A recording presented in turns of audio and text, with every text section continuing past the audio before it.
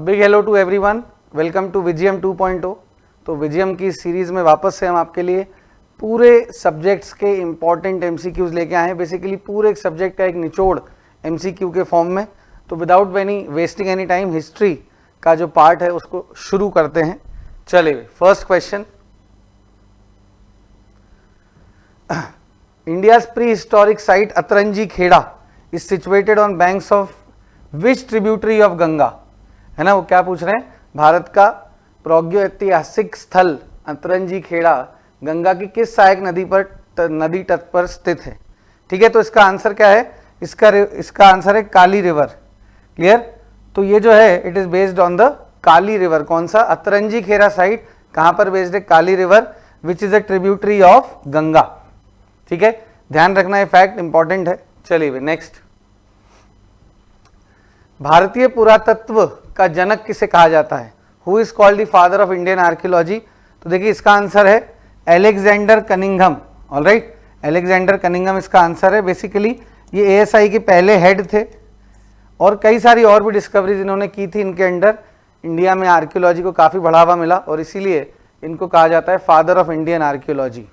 ठीक है, चलिए next, fire worship in the Indus valley civilisation is proved by the fire altar discovered at which place. Fire altar का मतलब होता है क्या कहते हैं, कहाँ गया, अग्नि पूजा के स्थान पर खोजी गई है ना। मतलब इसका मतलब होता है हवन कुंड। फायर ऑल्टार का बेसिक मतलब होता है हवन कुंड। तो देखो दो जगहें हैं, एक है लोथल जो कि ऑप्शन में नहीं है और दूसरी है कालीबंगन। ठीक है, तो कालीबंगन इज द प्लेस जहां पर अब ऐसी रो ऑफ फायर ऑल्टार्स मिले हैं, मतलब कि ऐसे पूरे रो के रो जो है फायर ऑल्टार्स के मिले हैं। चलो भाई next, from which site of Harappan civilization has the statue of bronze dancer been found. यानी बहुत फेमस है, इसे बोलते हैं डांसिंग गर्ल। ठीक है, क्या बोलते हैं, डांसिंग गर्ल। और ये डांसिंग गर्ल की जो ब्रॉन्ज स्टैचू है वो हमें मिला है मोहेनजोदाड़ो में। इसको फेमसली बोलते हैं डांसिंग गर्ल ऑफ मोहेनजोदाड़ो। ठीक है, डांसिंग गर्ल ऑफ मोहेनजोदाड़ो इसका आंसर है, मतलब मोहेनजोदाड़ो इसका आंसर है। Next, in which Mandal of the Rigveda Gayatri मंत्र is mentioned.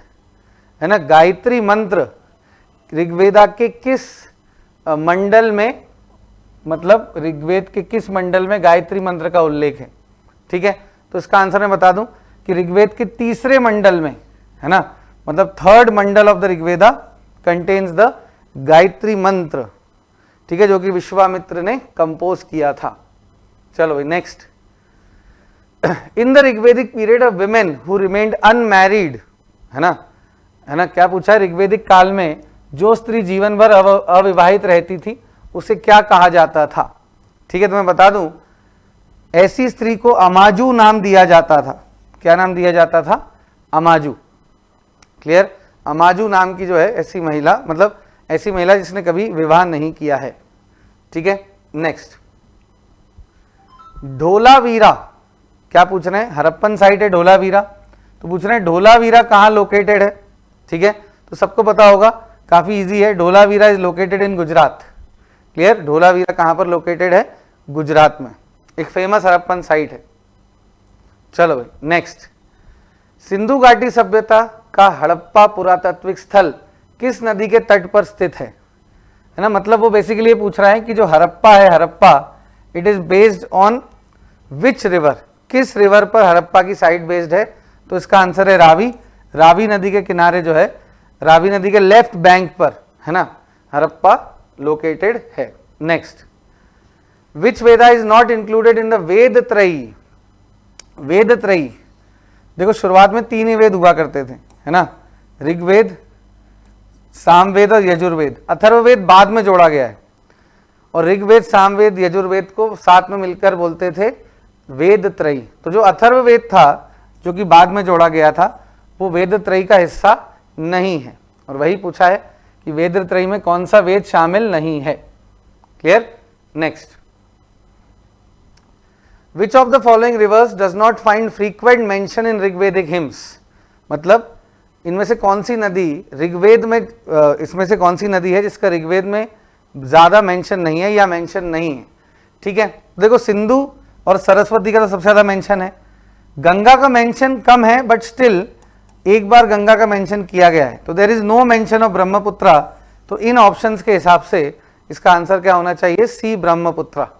Clear? Next, which of the following is a non religious text, मतलब गैर धार्मिक ग्रंथ कौन सा है?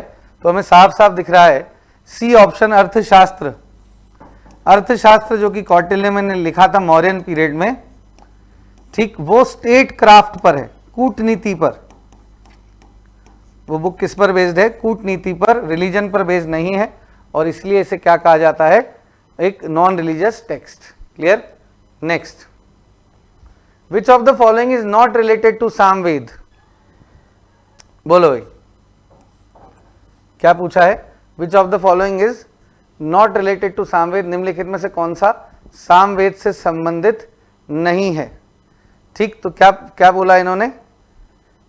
ठीक है, बोलो भाई, क्या होगा इसका आंसर? पंचविंशा, शतपथा, सदविश या फिर जामिनी। क्लियर? तो जो देखो ये सब क्या है? दे आर ब्राह्मणास, है ना? ये सब क्या है? ब्राह्मणास। और ब्राह्मणास क्या है? टेक्स्ट है, religious text which are basically a commentary, है ना? Which are basically a commentary on the Vedas. ठीक है भाई, तो ध्यान रहे, ठीक, कि पंचविशा, पंचविंशा और जमीनिया, ठीक है, ये जो है they are not related to the Samaveda. Clear? Next, Harappa सभ्यता के बारे में गलत कथन है। The false statements about Harappan civilization, मतलब इन चारों में से कौन सी स्टेटमेंट हड़प्पन सिविलाइजेशन के बारे में नहीं है, मतलब गलत है?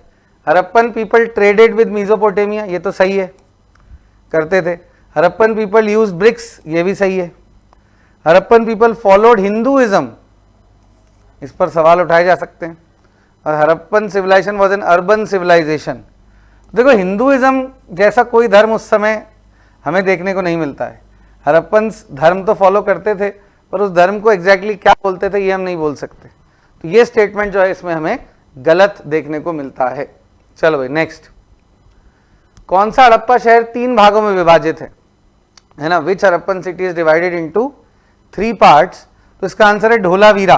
तो ध्यान रखिएगा, जनरली सभी में 2 पार्ट्स होते थे, पर ढोलावीरा एक ऐसी सिटी है जिसमें हमें 3 पार्ट्स देखने को मिलते हैं। ठीक है, 3 पार्ट हमें यहां पे देखने को मिले, along with a very integrated water management system. ठीक है, next, in which of the following Buddhist text information about the 16 mahajanapadas of the 6th century BC is found? है ना, मतलब 16 महाजनपदों की सूची किस लिटरेचर में पाई जाती है? तो ध्यान रखना कि दिगा निकाया में 12 ही पाए जाते हैं, है ना। अंगुटारा निकाया में जो है हमें 16 के 16 महाजनपदों की बात चलती है पता। ठीक है, next, A glorious emperor of Magad and the son of Bimbisar who acquired the kingdom by killing his father। Simple सवाल पूछ रहा है वो घुमा फिरा के कि बिंबिसार का बेटा कौन था? तो बिंबिसार का बेटा था अजात शत्रु। ठीक है ना, इसने अपने पिताजी की हत्या कर कर एम्पायर को एक्वायर किया था। क्लियर? चलो भाई, नेक्स्ट 17वां question, Matsya Mahajanapada included the areas of Alwar, Bharatpur and Jaipur of present Rajasthan. ये सही है क्या? बिल्कुल सही है। मत्स्य था ही राजस्थान में और ये सारे एरियाज मत्स्य महाजनपद के अंडर आते थे। दूसरा क्या है? Capital of Matsya was Viratnagar. ये स्टेटमेंट भी सही है, तो यहां पर सही ही पूछा है ना, करेक्ट स्टेटमेंट। तो yes, statement 1 and 2 both are correct. Clear? Next, the ancient city of Takshashila was situated between which of the following river. मतलब कि प्राचीन शहर तक्षशिला निम्नलिखित में से किस नदी के मध्य स्थित था? तो देखो, तक्षशिला अपने एजुकेशन के लिए फेमस था, है ना। हमें पता है कि इंडिया के नॉर्थ वेस्ट रीजन में था, पर किन नदियों के बीच में था? तो इंडस और झेलम। तो ये बात ध्यान रखना, अच्छा फैक्ट है कि Takshashila was situated between the Indus and the Jhelum river. Next question, Shishunaga वंश का अंतिम शासक कौन था? हमें पता है शिशुनाग वंश है ना, जो पावर में आया था हरियंक वंश के बाद। तो उसका जो आखिरी रूलर था उसका नाम था नंदीवर्धन। ठीक है, इसी नंदीवर्धन को महापद्म नंद ने मार डाला था और नंद डायनेस्टी एस्टैब्लिश की थी। चलिए भी अगला, which is the first dynasty in Indian history in which the most number of patricides. Patricide मतलब होता है किलिंग ऑफ फादर, अपने पिता की हत्या करना। ठीक है, अपने पिता की हत्या करना को क्या बोलते हैं? पेट्रीसाइड। तो ये हमें सबसे ज्यादा मिलता है हरियंक डायनेस्टी में, जहां ऑलमोस्ट हर राजा ने अपने पिता की हत्या की थी। हर राजा ने जो है अपने पिता की हत्या की थी इस डायनेस्टी में। क्लियर? चलिए भी next, battle of Hydaspes was fought between. Hydaspes मतलब झेलम, है ना, वेदों में इसका नाम लिखा हुआ है वितस्ता। तो बहुत फेमस बैटल था और ये हुआ था अलेक्जेंडर और पोरस के बीच में, है ना। हाइडेस्पिस का युद्ध किसके बीच में हुआ था? अलेक्जेंडर और पोरस के बीच। अगला, which of the following is the capital of Magadha Mahajanapada. अभी तो आसान क्वेश्चन है, निम्नलिखित में से कौन सा मगध महाजनपद की राजधानी है? तो ये हमें पता है कि राजगृहा जो है वो पुरानी राजधानी थी। बाद में उदयीन जो राजा था उसने इसको पाटलिपुत्र में शिफ्ट कर दिया था, पर यहां पर आंसर हमारा क्या होगा? राजगृहा। ठीक है, अगला, which of the following ruler is known by the name Kunika. देखो, कुनिका का मतलब होता है जिसने अपने पिता की हत्या की हो, है ना, जिसने अपने पिता की हत्या की हो। और वैसे तो हरियंक डायनेस्टी में बहुतों सभी राजाओं ने अपने पिता की हत्या की, पर यह नाम दिया जाता है अजातशत्रु को। ठीक, कुनिक या कुनिका, ये नाम किसको दिया जाता है? अजातशत्रु को दिया जाता है। चलिए अगला, which kingdom covered the modern Patna and गया डिस्ट्रिक्ट ऑफ बिहार। है ना, तो पटना और गया, पटना मतलब पाटलिपुत्र, ठीक, और पाटलिपुत्र किसकी कैपिटल थी? मगध की। तो सिंपल हो गया, इसका आंसर भी क्या हो गया? मगध। चले भाई अगला सवाल, चले भाई चलते हैं अगले क्वेश्चन की तरफ। तो अब पूछ रहा है कि हु वाज कॉल्ड एग्रामेज और जेंड्रामेज बाय द ग्रीक राइटर्स।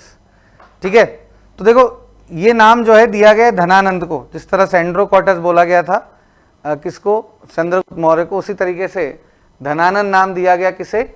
एग्रामेज या फिर जेंड्रामेज, मतलब धनानंद को ये नाम दिया गया। चलिए भाई ठीक है, तो हमारी एमपीपीएससी मेंस 2023 की टेस्ट सीरीज 23 दिसंबर और 19 जनवरी से शुरू होने वाली है। तो प्लीज़ ध्यान रखें, बहुत ऑफलाइन एंड ऑनलाइन मॉडल है और मॉडल आंसर आपको मिलेगा, एक्सपर्ट्स आपकी कॉपी चेक करेंगे और इंग्लिश और हिंदी मीडियम दोनों में ये अवेलेबल रहेगी। तो प्लीज़ जो भी प्री देंगे या फिर जो भी प्रैक्टिस करना चाहते हैं वो ज़रूर इसका फ़ायदा उठाएं। चले भाई नेक्स्ट क्वेश्चन, निम्नलिखित में से कौन बुद्ध का समकालीन है? मतलब who among the following is the contemporary of Buddha. ठीक है, तो हमें पता है कि बिंबिसार जो हरियंक डायनेस्टी के पहले पावरफुल रूलर थे, बिंबिसार, वो जो है कंटेम्प्ररी थे किसके? बुद्धा के भी और इसके इनके महावीरा के भी। चलिए भाई अगला, which of the following terms are associated with the later Vedic culture. चलिए भी देखते हैं। तो आप पुरोहित तो होते थे पंडित, पुरोहित कौन होते थे? पंडित। सेनानी हमें नाम से ही समझ में आ रहा है ना। राजुका मौर्यन पीरियड का वर्ड है, राजुका जो है मौर्यन पीरियड का वर्ड है। और ग्रामीणी जो एक ग्राम का हेड होता था। तो इसका आंसर क्या होना चाहिए? 1, 2 और 4। क्लियर? तो बी है आंसर। राजू का वर्ड वैदिक काल का है, सॉरी मौर्यन काल का है, वैदिक काल का नहीं है। चले भी आगे बढ़ा जाए। ठीक, उत्तर वैदिक काल की विशिष्ट विशेषता थी, the differential feature of the later Vedic period was emergence of political institution of Sabha and Samiti. नहीं, ये तो गलत है, ये तो अर्ली वैदिक पीरियड में हुआ था। यूज ऑफ मेटल, तो मेटल तो ऐसा नहीं था, है ना, मेटल तो पहले भी यूज होता था। अगर यहाँ आयरन होता तो अलग बात थी। ठीक, ईस्टवर्ड एक्सपेंशन ऑफ आर्यंस, हाँ ये जरूर सही है, this is the answer. Punjab से गैंगेटिक वैली की तरफ, है ना, पंजाब से गैंगेटिक वैली की तरफ जो है इनका पलायन हुआ था। क्लियर? चले भी आगे बढ़ा जाए। The normal form of government during the वैदिक पीरियड। देखो नॉर्मल फॉर्म पूछा है तो जनरली काफी कंफ्यूजन रहता है क्योंकि वहां सभा और समिति थी, इलेक्शन भी होते थे, ऐसा वैसा, बट जनरली एक राजन का हमेशा होना दर्शाता है कि जो नॉर्मल फॉर्म ऑफ गवर्नमेंट था वो क्या था, मोनार्की, है ना। वैदिक काल में जो नॉर्मल फॉर्म ऑफ गवर्नमेंट था वो क्या था, मोनार्की। क्लियर। चलो भाई तीसरा, ऋग्वेदिक आर्यों का परिवार था, है ना, family of Rigvedic Aryans was. ठीक, तो देखो ऋग्वेदिक आर्यंस की फैमिली पेट्रियार्कल थी, वैसे तो पेट्रीलिनियल भी थी, पर ज्यादा डोमिनेंट जो फीचर है वो यहां पर क्या है, पेट्रियार्कल, मतलब मेल डोमिनेंट। पर इसमें मैं आपको सच बताऊं तो ये दोनों ही आंसर सही हैं, तो ए एंड बी दोनों ही आंसर यहां पर सही हैं। ऐसे भी क्वेश्चन कई बार आपको मिल सकते हैं जिसमें आपको दो आंसर सही लगेंगे और शायद होंगे भी। क्लियर, तो इसमें ये वैसा ही क्वेश्चन है। ठीक, 31st, in the Rigveda there is a hymn in the form of a dialogue between sage Vishwamitra and two rivers that were worshipped as goddesses. ठीक है, विच वर दीज रिवर्स, है ना, अच्छा क्वेश्चन है। ठीक है, तो एक श्लोक है जिसमें विश्वामित्र दो नदियों की जो है बेसिकली पूजा कर रहे हैं, तो इसका आंसर है अलकानंदा और भागीरथी, ध्यान रखना, है ना। क्या है इन नदियों का नाम, अलकानंदा और भागीरथी। चलिए नेक्स्ट, उत्तर वैदिक काल में आर्य संस्कृति का केंद्रीय स्थान था। The central place of Aryan culture during the later Vedic period was, later Vedic period पूछ रहा है, अगर अर्ली वैदिक पीरियड होता तो सप्त सेंध प्रदेश हो जाता, बट अब जो है ये क्या होगा, गंगा यमुना डोआब, है ना, क्योंकि अभी ईस्टवर्ड एक्सपैंड कर चुके थे, तो लेटर वैदिक पीरियड में क्या हो जाएगा, गंगा यमुना डोआब। चलिए भाई अगला, महावीर स्वामी का जन्म कहां हुआ था, है ना, महावीर स्वामी का जन्म कहां हुआ था। ठीक, तो देखिए अब इसमें ऑप्शन में आपको दो चीजें दिख रही होंगी, है ना, एक कुंदल ग्राम दिख रहा होगा, पर वो कुंदा ग्राम लिखा है जो कि वैशाली में ही था, तो इसका मोर अप्रोप्रिएट आंसर वैशाली जो है वो हो सकता है। ठीक, अब कोई लोग कुंदल ग्राम कुंदा ग्राम भी लगा सकते हैं, बट सिर्फ स्पेलिंग के बेस पर फिलहाल ज्यादा सूटेबल आंसर जो है वो क्या लग रहा है, वैशाली। क्लियर। चलिए next, on the banks of which river did Mahavir Swami attain enlightenment, किस नदी के किनारे महावीर स्वामी को एनलाइटनमेंट मिला, तो ये काफी इजी है, इसका आंसर है रिजुपालिका, है ना, निरंजना बुद्धा वाली नदी थी और रिजुपालिका है कौन सी, महावीरा वाली नदी। चलिए भाई, साध्यवाद किसका सिद्धांत है, देखो साध्यवाद को बोलते हैं थ्योरी ऑफ मे बी, मतलब इनका कहना यह है कि किसी भी सवाल का एब्सोल्यूट आंसर नहीं होता है कभी, है ना, किसी भी सवाल का एब्सोल्यूट आंसर नहीं होता है, और ये जो साध्यवाद की थ्योरी है ये जैनिज्म का हिस्सा है, ध्यान रखना। ठीक है, ये किसका हिस्सा है, जैनिज्म का हिस्सा है। चलिए भाई अगला, अलीराजपुर में स्थित लक्ष्मणी तीर्थ किस धर्म से संबंधित है ना, लक्ष्मणी तीर्थ जो कि अलीराजपुर में स्थित है, ठीक, वो जैनिज्म से संबंधित है। ठीक है, अलीराजपुर में स्थित जो लक्ष्मणी तीर्थ है वो किससे संबंधित है, जैनिज्म से। ठीक है, तो एमपी बेस्ड क्वेश्चन हो गया। चलिए भाई, कर्नाटक दक्षिण भारत में जैन धर्म के प्रसार का श्रेय किस जैन संत को दिया जाता है, जैन संत credited with the spread of Jainism इन कर्नाटका, तो भद्रबाहु गए थे मगध से, जब मगध में फैमिन आया था तो भद्रबाहु गए थे श्रवण बेलगोला। ठीक है, तो इसका आंसर क्या रहेगा, श्रवण बेलगोला, मतलब आंसर सॉरी रहेगा भद्रबाहु, और वो गए कहां थे, श्रवण बेलगोला। चलिए भाई अगला सवाल है, which of the following events of Buddha's life is known as Mahabhinishkramana, है ना, तो देखो महाभिनिष्क्रमना को कई बार बोला जाता है महापरित्याग, और महापरित्याग वो समय था जब बुद्धा ने अपना घर त्यागा था, तो इसका आंसर होगा सी, उनका घर से चले जाना, हिज डिपार्चर फ्रॉम होम। ठीक है, चलिए भाई अगला क्वेश्चन, अलार कलाम कौन थे, कौन थे अलार कलामा, ये थे बुद्धा के पहले टीचर जिन्होंने बुद्धा को संख्या फिलॉसफी के बारे में बताया था और उनको जो है मेडिटेशन सिखाई थी, ये पहले टीचर थे बुद्धा के, तो इसका आंसर क्या होगा, डी, चलिए भाई, बुद्ध किस कुल के थे, है ना, कुल मतलब किस क्लैन के थे, तो वो शाक्य थे, शाक्य। तुम्हें पता होगा बुद्धा का एक नाम जो है वो है शाक्य मुनि। बुद्धा का एक और नाम क्या है, शाक्य मुनि। ठीक है, चले भाई अगला, who was the first women to be ordained as bhikkhuni, है ना, मतलब ये पूछ रहे हैं कि बुद्धिज्म में पहले तो महिलाओं को एंट्री नहीं दी बुद्धा ने, पर बाद में जब एंट्री मिली तो कौन पहली भिकुनी बनी, तो गौतम बुद्ध की जो माँ थी Mahaprajapati Gautami, she was the first women nun. ठीक है, वो पहली भिक्षुणी थी जिसके बुद्धिज्म में मतलब एंट्री मिली। चले भाई अगला क्वेश्चन, यह विश्व प्रसिद्ध पर्यटन स्थल सांची का प्राचीन नाम था। It was also ancient name of world famous tourist destination Sanchi. देखो सांची के हैं कई सारे नाम, और इन चारों में से जो फिलहाल हमें नाम दिख रहा है वो है काकनाद, है ना, तो सांची के कई सारे नाम हैं पुराने। इन ऑप्शंस में से जो हमें नाम दिख रहा है वो क्या है, काकनाद। ठीक है, अगला, who identified the name Sandrocottus as Chandragupta Maurya. देखो दो नाम हमें आए ग्रीक्स, चंद्रगुप्त मौर्य हमें पता था, और ग्रीक्स भी एक राजा को चंद्रगुप्त मौर्य बोलते थे। बाद में हमें ग्रीक्स जो है चंद्रगुप्त मौर्य को सेंड्रोकॉटस बोलते थे। तो ये किसने आइडेंटिफाई किया था ये आइडेंटिफाई किया था ब्रिटिश हिस्टोरियन विलियम जोन्स ने इस बात को आइडेंटिफाई किया था। ठीक है, चले भी अगला, which dynasty ruled over Magadh after Nand dynasty. तो नंद डायनेस्टी का अंत हुआ था और ये अंत करने वाले थे चंद्रगुप्त मौर्य। धनानंद को उन्होंने मारा और फिर एस्टैब्लिश हुआ मौर्यन एम्पायर।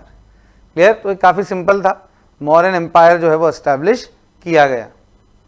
चलिए भाई अगला क्वेश्चन, अशोक के शिलालेखों को सबसे पहले किसके द्वारा पढ़ा गया था, मतलब किसने डिसाइफर किया था। तो सिंपल है, जेम्स प्रिंसेप एक और ब्रिटिश हिस्टोरियन थे जिन्होंने बुद्धा के मतलब अशोका के बुद्धिस्ट या जितने भी जो भी इंस्क्रिप्शंस हैं उनको डिसाइफर किया था। ठीक है, चलिए भाई अगला, चाणक्य को और क्या बोलते थे। तो बहुत इजी है, देखो चाणक्य को बोलते थे विष्णुगुप्त। तीन नाम थे चाणक्य के, विष्णुगुप्त, चाणक्य और कौटिल्य। क्लियर, इजी था ये क्वेश्चन। अगले पे चलते हैं, सुदर्शन झील का निर्माण चंद्रगुप्त मौर्य के सौराष्ट्र के प्रांतीय गवर्नर ने करवाया था। प्रांतीय गवर्नर का नाम बताइए। तो ये प्रांतीय गवर्नर जो था उसका नाम था पुष्यगुप्त। जूनागढ़ रॉक इंस्क्रिप्शन जो है रुद्रदमन का, उसमें हमें ये कहानी पता लगती। तो जो प्रांतीय गवर्नर था उसका नाम क्या था, पुष्यगुप्ता। चलिए भाई अगले क्वेश्चन पे चलते हैं। तो क्या पूछ रहे हैं, the personal name of Mauryan ruler Ashoka is found in which of the following inscription. तो देखो जनरली जो है ना अशोका का नाम बहुत कम इंस्क्रिप्शंस में है। तो ऐसे दो एग्जाम्पल है हमारे पास जहां पर अशोका ने अपना नाम यूज किया है, और वो है मस्की और गुर्जरा। तो जो मस्की और गुर्जरा इंस्क्रिप्शन है अशोका के, उसमें जो है क्या हुआ है, उसमें राजा का नाम पर्सनली यूज किया हुआ है। ठीक है, चलिए भाई आगे चलते हैं। अशोक के शिलालेखों में से निम्नलिखित में से किस लिपि का प्रयोग किया गया था। क्या क्या ऑप्शन है, ब्रह्मी, खारोष्टी, आर्मेइक और ग्रीक। खारोष्टी, ग्रीक, शारदा, ऐसी तो कुछ नहीं था। देवनागरी भी नहीं थी, है ना, देवनागरी भी नहीं थी। तो इसका आंसर क्या होगा, ए, ब्रह्मी, खारोष्टी, आर्मेइक और ग्रीक। जहां जो जैसी भाषा बोलता था अशोका ने उसी लिपि में और भाषा में अपने इंस्क्रिप्शंस बनवाए थे, जिससे कि ज्यादा से ज्यादा लोगों तक उसका संदेश या मैसेज पहुंच सके। चले भी next, during the Mauryan period Sita tax was collected from. देखो सीता लैंड होता था, एक सीता लैंड। सीता लैंड क्या होता था, सीता जमीन जो डायरेक्टली सरकार ओन करती है मौर्यन पीरियड के दौरान। तो सीता टैक्स क्या है ना, सीता टैक्स किस पर लगता था, किसान की जो भी इनकम होती थी गवर्नमेंट लैंड पर, गवर्नमेंट लैंड से, तो उसके ऊपर सीता टैक्स लगता था। और तो इसका आंसर क्या होगा, इनकम फ्रॉम गवर्नमेंट लैंड, सरकारी भूमि से आय पर लगता था ये कर। समझे बात को। चलो भाई अगला, ठीक है। तो देखो हमारे फाउंडेशन बैचेस भी चल रहे हैं, है ना, हमारा एक ऑफिसर बैच भी चल रहा है जो कि एक टारगेटेड बैच में प्री मेंस इंटरव्यू तक आपको गाइडेंस मिलेगा। प्लस 12th जो पास कर चुके हैं बच्चे उनके लिए हमारे 3 ईयर के कोर्सेज जो हैं वो चल रहे हैं, जिसमें आपको हैंड होल्डिंग की जाएगी प्री से लेकर इंटरव्यू तक, वो भी 12th के बाद। तो किसी की जो भी सूटेबल कोर्स हो please do contact at our Bhanwar Kuan centre. चले भी अगला question, in which one of the following inscriptions emperor Ashoka has described himself as the emperor of Magadha. ऐसे एक ही इंस्क्रिप्शन है जिसमें अशोक अपने आप को क्या बोलते हैं, सम्राट अशोक स्वयं को मगध का सम्राट बताते हैं, है ना। और ये इस एडिक्ट को बोलते हैं भाब्रू एडिक्ट। क्या नाम है इस एडिक्ट का, इस एडिक्ट का नाम है भाब्रू एडिक्ट। क्लियर। चले भी अगला क्वेश्चन, अब पूछ रहे हैं द वर्ड संस्था मेंशन्ड इन कौटिल्यज अर्थशास्त्र इज रिलेटेड टू। तो देखो मैं बता दूं, जो मौर्यन एम्पायर के समय जासूस होते थे, है ना, बोलते थे गुधा पुरुषा। जासूसों को क्या बोलते थे, गुधा पुरुषा। और ये गुधा पुरुषा 2 तरीके के होते थे, एक को बोलते थे संस्थान और एक को बोलते थे संचारी। तो इसी के बारे में सवाल है, तो इसका आंसर अब क्या होगा, is related to the espionage system, मतलब कि जासूसी प्रणाली के माध्यम से। मतलब ये वर्ड किससे रिलेटेड है, जासूसी प्रणाली से। समझे बात को। चले भी अगला सवाल, for which of the following rulers word एका ब्राह्मणा हैज बीन यूज्ड, है ना। एका ब्राह्मणा मतलब एक ब्राह्मण, मतलब मोस्ट पावरफुल ब्राह्मण। तो जिस राजा के लिए ये शब्द यूज किया गया है वो था सतवाहनास का राजा, और जिसका नाम था गौतमी पुत्र शतकर्णी। याद रहेगी बात। तो ध्यान रखना, कंफ्यूज मत होना, कई लोग इसे पुष्यमित्र शुंग लगाते हैं आंसर को, पर यह आंसर जो है वो क्या है, गौतमी पुत्र शतकर्णी। चलिए आगे बढ़ा जाए, किस राजवंश ने प्रशासनिक व्यवस्था में क्षत्रप प्रणाली की शुरुआत की, है ना। Which dynasty introduce the satrap system. तो देखो सेट्रैप बेसिकली क्या थी, ब्रांचेस, या फिर इवन इनको प्रोविंसेस भी कहा जाता है। तो ये जो सिस्टम था ये इंडिया में शाकाज ने शुरू किया था, जो शक डायनेस्टी थी या फिर शक वंश ने जो है इसको शुरू किया था। चलिए आगे बढ़ा जाए, Chandragupta Maurya spent his last days in. तो इजी क्वेश्चन है। चंद्रगुप्त मौर्य ने अपने अंतिम दिन कर्नाटका में बिताए थे, है ना। उन्होंने जैन धर्म अपना लिया था और फिर उन्होंने संथारा या सालेखना कर लिया था। धीरे धीरे खाना पीना त्याग कर उन्होंने अपने प्राण दे दिए थे। और ये सब कहाँ हुआ था, ये हुआ था श्रवण बेलगोला में। ठीक है, कहाँ हुआ था सब कुछ, श्रवण बेलगोला में। चलिए भाई नेक्स्ट क्वेश्चन पे चलते हैं। निम्नलिखित में से कौन सा मौर्य राजा ग्रीस से एक सोफिस्ट को अपने दरबार में चाहता था। सोफिस्ट मतलब फिलोसोफर। तो देखो एक राजा था जिसने एक ग्रीक राजा एंटीओकस से 3 चीजें मंगवाई थी। एंटीओकस से 3 चीजें मंगवाई। ये 3 चीजें क्या थी, ये 3 चीजें थी स्वीट वाइन, ठीक है, और था फिग्स, और तीसरा था सोफिस्ट। पर कौन था ये राजा, ये राजा था बिंदुसार, चंद्रगुप्त मौर्य का बेटा बिंदुसार, अशोक के पिता।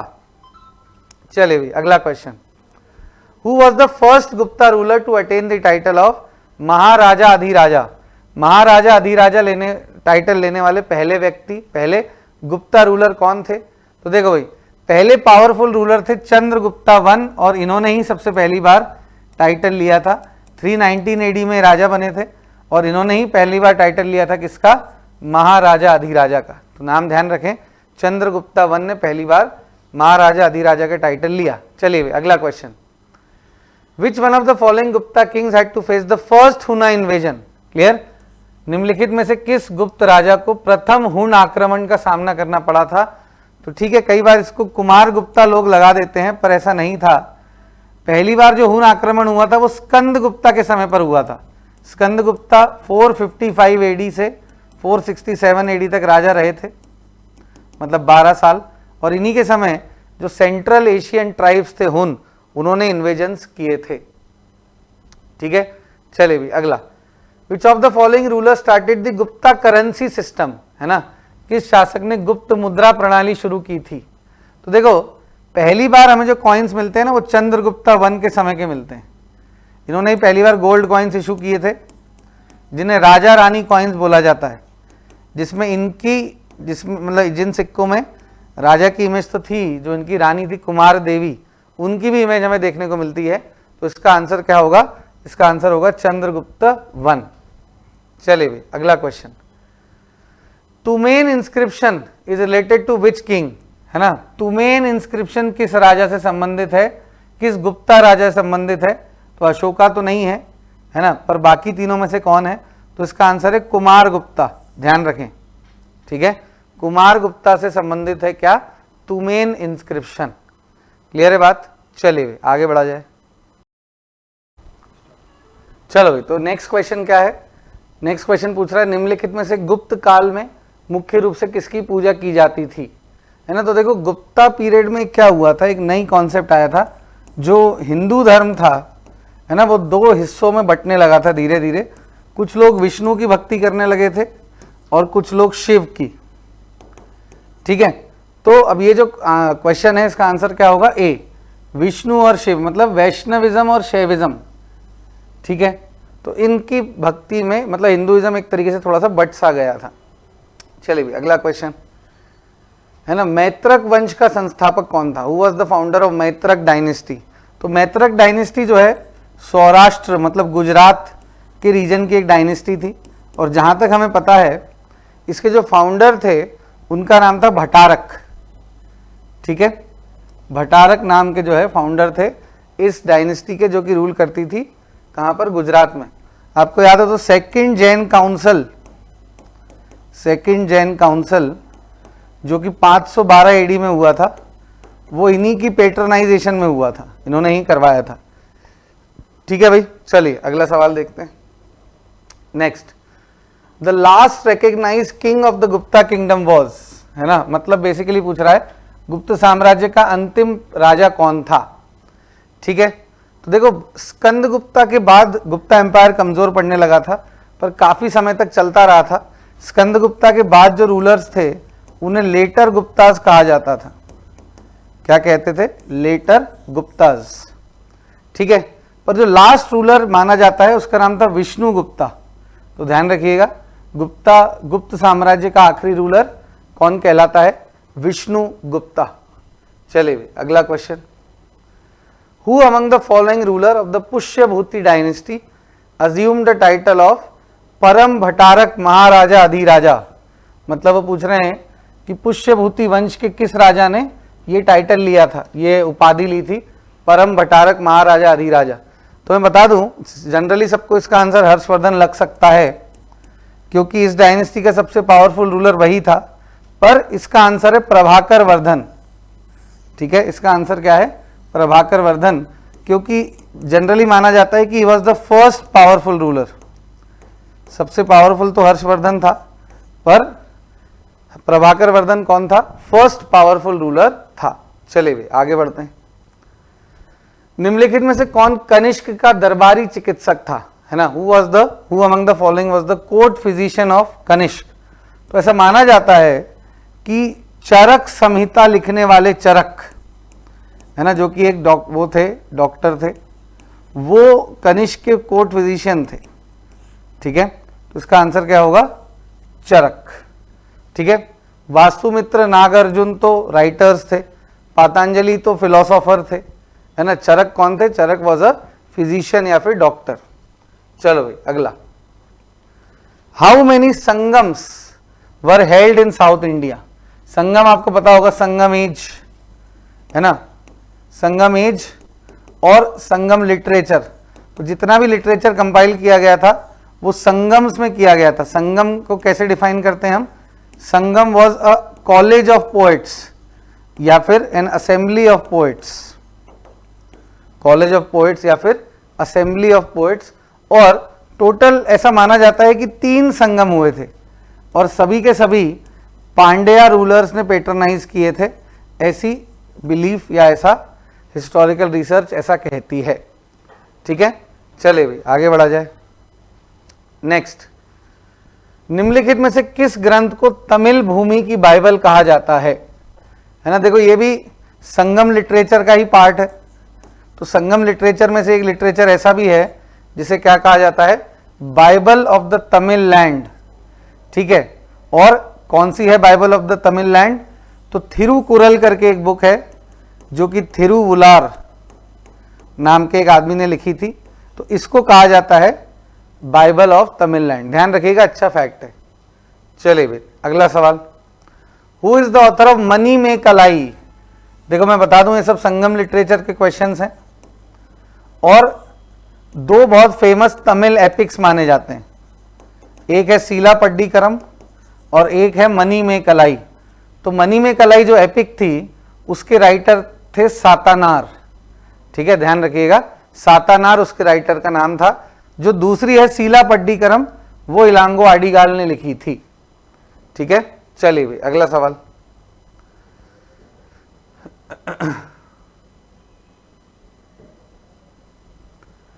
निम्नलिखित में से किस ग्रंथ में भारत रोम व्यापार का संकेत मिलता है।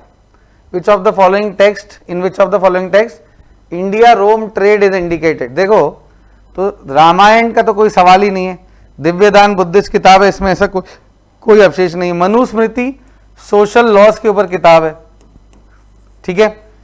जिसमें रोमन ट्रेड का वर्णन मिलता है वो है संगम लिटरेचर। क्लियर, तो इसका आंसर क्या होगा, डी। संगम लिटरेचर में हमें अवशेष मिलते हैं इस बात के कि उस समय इंडिया और रोम की ट्रेड चला करती थी।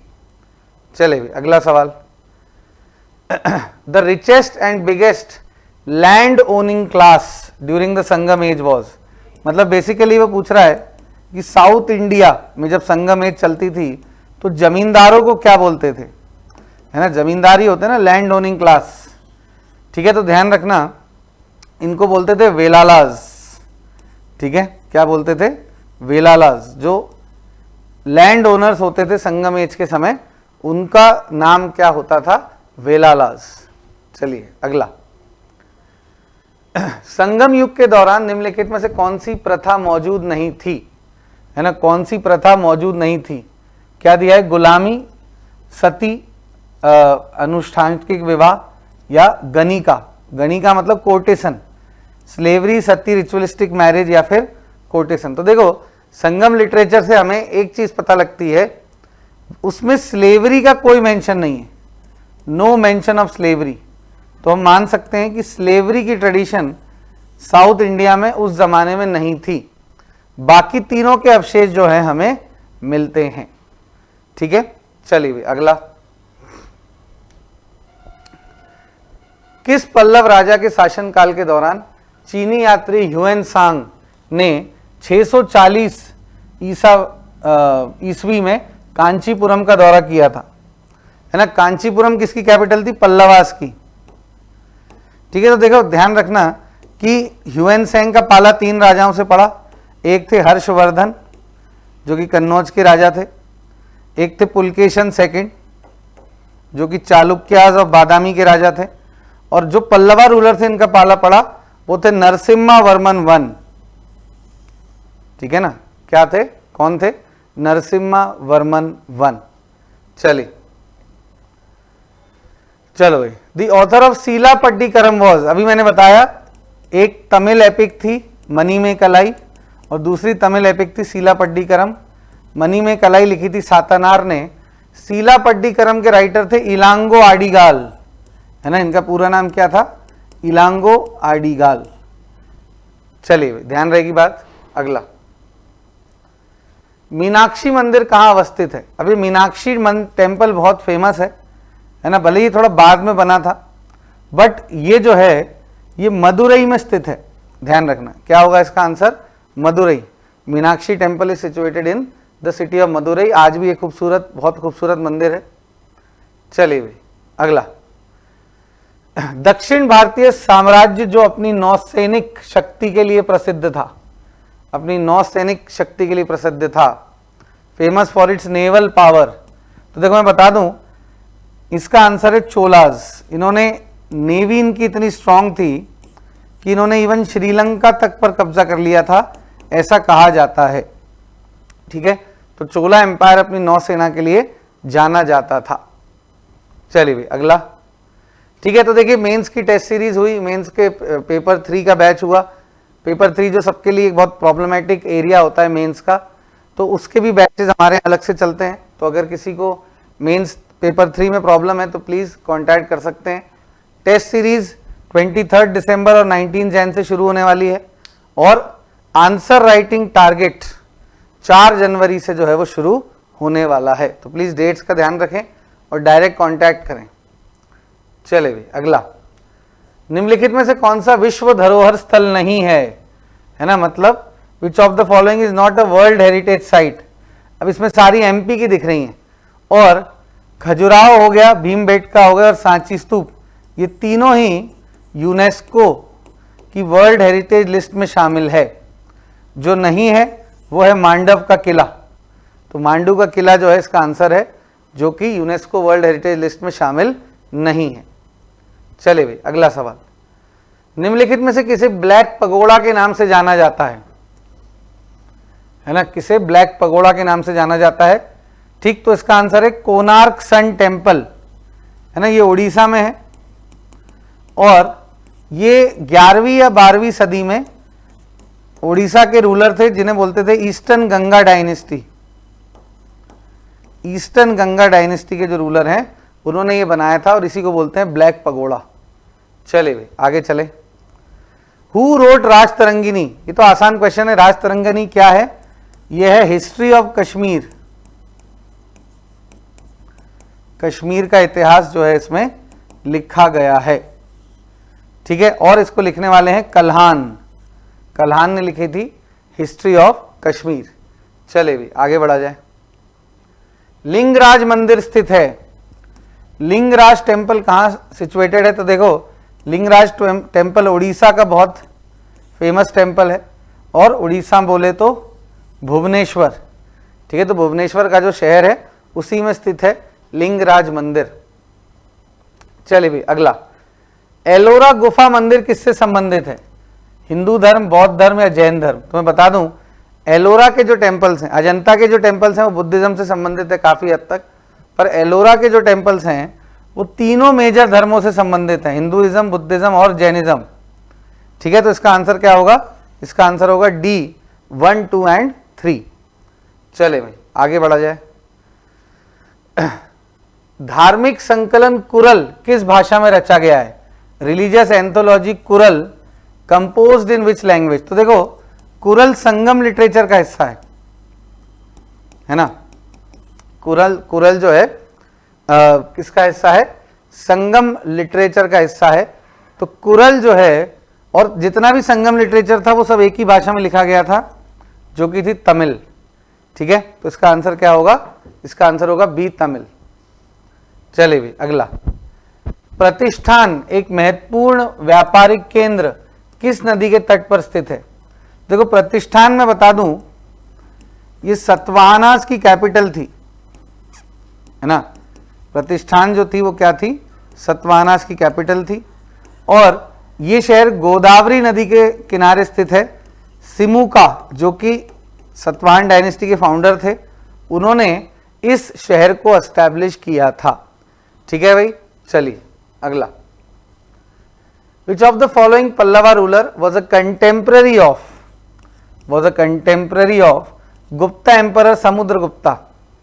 तो देखो जो अलाहाबाद पिलर इंस्क्रिप्शन है प्रयाग प्रशस्ति समुद्रगुप्ता का, वो हमें बताता है कि समुद्रगुप्ता ने 12 राजाओं को कॉन्कर किया साउथ इंडिया के, ठीक, और उन 12 राजाओं में जिसका नाम आता है वो है विष्णु गोपा ऑफ कांची, है ना, पल्लवास के अर्लीस्ट रूलर्स में से थे। कौन? विष्णु गोपा, जिनका नाम अलाहाबाद पिलर इंस्क्रिप्शन में आता है, तो इसका आंसर क्या होगा? Vishnugopa of Kanchi. चलिए भी अगला, which dynasty of South India is known as Keralaputra? तो देखो ये नाम अशोका के इंस्क्रिप्शन से आता है, ठीक है, उसमें चोलास का नाम है, पांड्यास का नाम है, और नाम है किसका? केरला पुत्रास। तो जनरली माना जाता है कि जो केरला पुत्र नाम है ये यूज किया जाता है चेरास के लिए, ठीक है भाई। तो चेरास को क्या कहा जाता था? केरला पुत्र, क्योंकि ये केरला वाले रीजन में रूल करते थे। चलिए आगे बढ़ा जाए, the origin of Dravidian style of architecture in South India started with? देखो इंडिया में बेसिकली 2 तरीके के टेम्पल आर्किटेक्चर स्टाइल डेवलप हुई, नॉर्थ इंडिया में नागरा स्टाइल और साउथ इंडिया में द्रविड़ा स्टाइल। डेक्कन में एक और स्टाइल शुरू हुई जिसका नाम था वेसारा। पर ये द्रविडियन स्टाइल ऑफ आर्किटेक्चर शुरू करने वाले कौन थे? तो इनकी शुरुआत जो है वो पल्लवाज ने की थी। इसको अपनी हाइट पर ले गए थे चोलाज, है ना, पर शुरुआत जो है वो किसने की? शुरुआत की पल्लवाज ने। तो इसका आंसर क्या होगा? पल्लवाज। चले भी अगला। Which of the following cave is famous for Trimurti? Trimurti किसे बोलते हैं? ब्रह्मा विष्णु महेश। ठीक है, तो बेसिकली पूछ रहे हैं कि किस केव में ब्रह्मा विष्णु महेश की एक बहुत बड़ी मूर्ति है, मतलब एक ही मूर्ति में 3 सर हैं। तो ऐसी मूर्ति हमें मिलती है एलिफेंटा केव्स में, ध्यान रखना, है ना। अच्छा क्वेश्चन है। एलिफेंटा केव्स में हमें इस प्रकार की जो है मूर्ति मिलती है। चलिए भाई अगला। चालुक्य राजवंश ने वातापी में शासन किया था, जो कि आधुनिक भारतीय राज्य किस राज्य में आता है? बेसिकली पूछ रहे हैं चालुक्य जो कि वातापी से रूल करते थे, वातापी को बादामी भी बोलते थे, और ये आज किस स्टेट में आता है? तो ये आता है कर्नाटक में। ठीक है, किस स्टेट में आता है? साउथ इंडिया में, कर्नाटक में जो है ये आता है। चलिए भी अगला। Jagannath temple is located in the state of. देखो जगन्नाथ टेम्पल फेमस, अगर तुम्हें पता हो तो अपनी रथ यात्रा के लिए बहुत फेमस है। जगन्नाथ मंदिर जो है अपनी रथ यात्रा के लिए बहुत फेमस है। और ये जगन्नाथ टेम्पल कहाँ है? पुरी में। और पुरी कहाँ है? उड़ीसा में। क्लियर? तो इसका आंसर क्या होगा? बी, उड़ीसा। चलिए भाई आगे। Who founded the Gurjara Pratihara dynasty? तो गुर्जर प्रतिहारा राजपूतों की सबसे पहली डायनेस्टी मानी जाती है ना। और जनरली माना जाता है कि इसके फाउंडर जो थे वो थे नागभट्ट।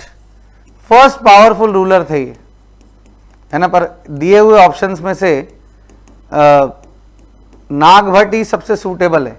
मिहिर भोज भी थे, बट वो ग्रेटेस्ट रूलर थे इस डायनेस्टी के, समझे। तो इसका आंसर क्या होगा? नागभट्ट। चले भाई अगला क्वेश्चन। निम्नलिखित में से कौन त्रिपक्षीय संघर्ष का हिस्सा नहीं था? है ना, त्रिपक्षीय संघर्ष मतलब ट्राइपर्टाइट स्ट्रगल। तो इसमें से कौन ट्राइपर्टाइट स्ट्रगल का हिस्सा जो है वो नहीं था? तो किस किस के बीच में था वो? प्रतिहाराज, पालाज और राष्ट्रकूटाज।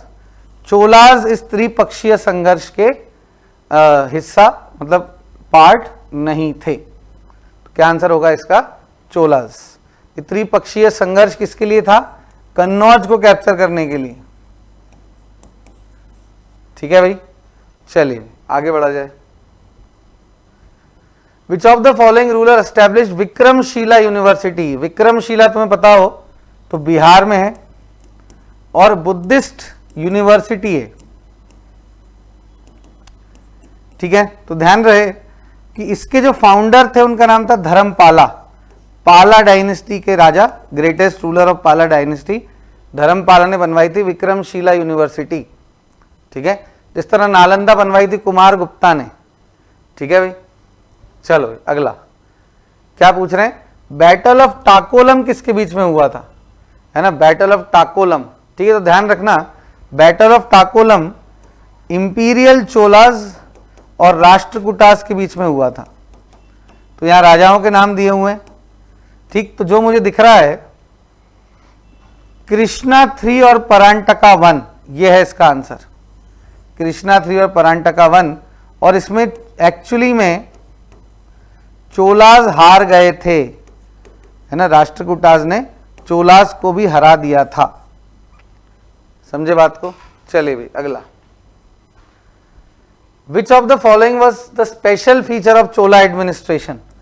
चोला निम्नलिखित में से कौन सी चोल प्रशासन की मुख्य विशेषता थी? तो देखो, चोल प्रशासन सबसे ज्यादा फेमस है अपने लोकल विलेज लेवल एडमिनिस्ट्रेशन के लिए। ठीक है ना, जो कि फुली इंडिपेंडेंट था। तो क्या आंसर होगा इसका? Autonomy of village administration. ध्यान रहेगी बात, मतलब एक इंडिपेंडेंट और कहते हैं डेमोक्रेटिक स्ट्रक्चर था विलेज लेवल के एडमिनिस्ट्रेशन का। तो ये हमें पता लगता है। चलिए अगला सवाल। त्रिपक्षीय संघर्ष कितने वर्ष तक चला? है ना, tripartite struggle lasted for how many years? तो जनरली माना जाता है कि 700 से 900, रफली 700 से 900 तो 700 से 900 मतलब कितने साल हो गए, ये हो गए 200 साल। ठीक है, तो इसका आंसर क्या होगा, 200 साल। चलिए भाई, विच चोला किंग स्टार्टेड नेवी, मतलब बेसिकली वो ये पूछ रहा है कि अभी हमने बात की चोलास की नेवी बहुत स्ट्रांग थी, तो कहते हैं इसकी शुरुआत किसने की। तो ध्यान रहे, चोलास में जो पहले पावरफुल रूलर थे उनका नाम था राज राजा वन, है ना। तो राज राजा वन के समय से ही चोलास की नेवी जो है वो बहुत पावरफुल हुई थी। चले भाई, अगला सवाल, who among the following led the foundation of the Rashtrakuta empire, मतलब बेसिकली वो ये पूछ रहा है कि राष्ट्रकूटा एम्पायर के फाउंडर कौन थे। ठीक है, तो ध्यान रहे, राष्ट्रकूटा एम्पायर के फाउंडर थे दांती दुर्ग, है ना, जिन्होंने धीरे धीरे चालुक्यास को रास्ते से हटाकर राष्ट्रकूटा एम्पायर की टेरिटरी को एक्सपेंड किया। चलिए अगला, the famous bronze idol of Nataraja is a fine example of, Nataraja की प्रसिद्ध कांस्य मूर्ति किस कला का उदाहरण है। तो ठीक है, ये जो ब्रॉन्ज आइडल है नटराज का, ये एक पहचान है किसकी, ये चोला एम्पायर की पहचान है ना। तो ध्यान रहे कि चोला आर्ट, बहुत सारी चीजें हैं चोला आर्ट में, पर जो सबसे पहचान है उसकी वो है एक नटराज की मूर्ति जो कि ब्रॉन्ज की बनी हुई है। चलिए भाई आगे बढ़ा जाए। अब वो क्या पूछ रहे हैं, वेलान वगई, ये जो टर्म है इसका क्या मतलब है। Vellan Vagai was the kind of land, ये एक तरह की जमीन थी, पर ये किस तरह की जमीन थी। तो देखो मैं बता दूं, ये land granted to the Brahmans नहीं था, लैंड गिवन टू स्कूल्स नहीं था, लैंड गिवन टू टेम्पल्स नहीं था। ये वो जमीन थी जो कि फार्मर की हुआ करती थी, है ना। ये किसकी जमीन है, गैर ब्राह्मण किसान की भूमि, और जो किसान की है, किसी ब्राह्मण को नहीं दी गई है, ऐसी जमीन को क्या बोलते थे, वेलन वगई। अगला, चोल काल के दौरान व्यापारियों के संघों को क्या कहा जाता था। व्यापारियों को जो संघ मतलब समझते हो ना, यूनियन ऑफ ट्रेडर्स, तो उसे कहते थे नगरम। ध्यान रखना, क्या बोलते थे, व्यापारियों के संघ को, व्यापारियों के संघ को बोलते थे नगरम। ठीक है, चलिए आगे बढ़ा जाए। अब क्या पूछ रहे हैं, founder, who was the founder of Gangai konda Cholapuram, है ना। गंगई कोंडा चोलापुरम के संस्थापक कौन थे। तुम्हें पता होगा कि जो इंपीरियल चोलास थे, मेडिवल चोलास,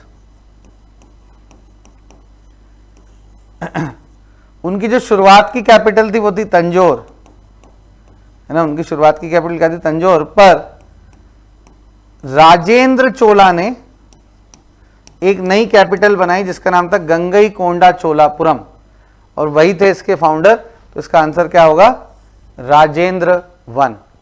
चले अगले क्वेश्चन पे चलते हैं। चोल प्रशासन में गांव की सभा जहां मुख्य रूप से ब्राह्मण रहते थे, in Chola administration dash was the assembly in which villages were inhabited predominantly by the Brahmins. देखो, ऐसी गांव जहां पर ब्राह्मण रहते थे, है ना, उनको बोलते थे सभा। ठीक है, इसका आंसर क्या होगा, इसका आंसर था सभा। नगरम हमें हमने अभी देखा था, है ना, ये ऐसी जगह थी जहां ट्रेडर्स रहते थे। ठीक है, चलो भाई अगला, विच चोला किंग कॉन्कर्ड श्रीलंका फर्स्ट, है ना, किसने श्रीलंका को पहले कॉन्कर किया। तो देखो इसका आंसर भी क्या है, राज राजा वन। राज राजा वन पहले थे जिन्होंने श्रीलंका जो आइलैंड है उसके नॉर्थ के हिस्से को कॉन्कर किया था। ठीक है, नॉर्थ के हिस्से को जो है वो कॉन्कर किया था। चलो भाई अगला, who built the Brihadeeswara temple in Tanjore, है ना। तंजावुर के बृहदेश्वरा मंदिर का निर्माण किसने करवाया था। ठीक है भाई, तो देखो चोला टेम्पल्स बहुत फेमस हैं, ठीक, और जनरली माना जाता है कि इसकी शुरुआत इनके पहले महान राजा ने करवाई थी, जो कि कौन थे, राज राजा चोला। तो खासकर बृहदेश्वरा मंदिर जो है वो किसने बनवाया था, राज राजा चोला ने। ठीक है, चलिए भाई आगे बढ़ते हैं। अब आते हैं कुछ क्वेश्चन जो कि दिल्ली सल्तनत से जुड़े हैं या फिर इस्लामिक इन्वेजन से जुड़े हैं। तो मोहम्मद बिन कासिम कौन था, हु वाज मोहम्मद बिन कासिम, तुर्की, अरबी, मंगोलियन या तुर्क अफगानी। तो देखो हम सबको पता है मोहम्मद बिन कासिम सऊदी अरेबिया से आया था। तो मोहम्मद बिन कासिम कौन थे, अरब थे। इसमें कई लोग कंफ्यूज हो जाते हैं। बाद में जो लोग हमारे यहाँ आए, मतलब गजनवी और घुरी, ये तुर्की लोग थे, तुर्की मुस्लिम्स थे। पर पहले जो इन्वेजन्स इंडिया में हुई थी वो किसके अंडर हुई थी? अरबियों के अंडर। ठीक है, चलिए भाई आगे बढ़ा जाए। Who was the author of Shahnameh? Shahnameh मतलब बुक ऑफ किंग्स। शाहनामा का मतलब क्या होता है? Book of Kings. और शाहनामा एक बहुत फेमस बुक है, और शाहनामा के लेखक है फिरदौसी। ध्यान रखना, फिरदौसी जो कि महमूद गजनवी के दरबार में भी थे, वो इसके राइटर है। चलिए आगे बढ़ते हैं। महमूद गजनवी के साथ आने वाले प्रसिद्ध इतिहासकार थे। देखो हम सबको पता है महमूद गजनवी ने जब इंडिया में इन्वेजन की तो उनके साथ जो व्यक्ति थे वो थे अल बरूनी, है ना। अल बरूनी जिन्होंने इंडिया के बारे में काफी कुछ लिखा अपनी किताब में, जिसका नाम था किताब उल हिंद।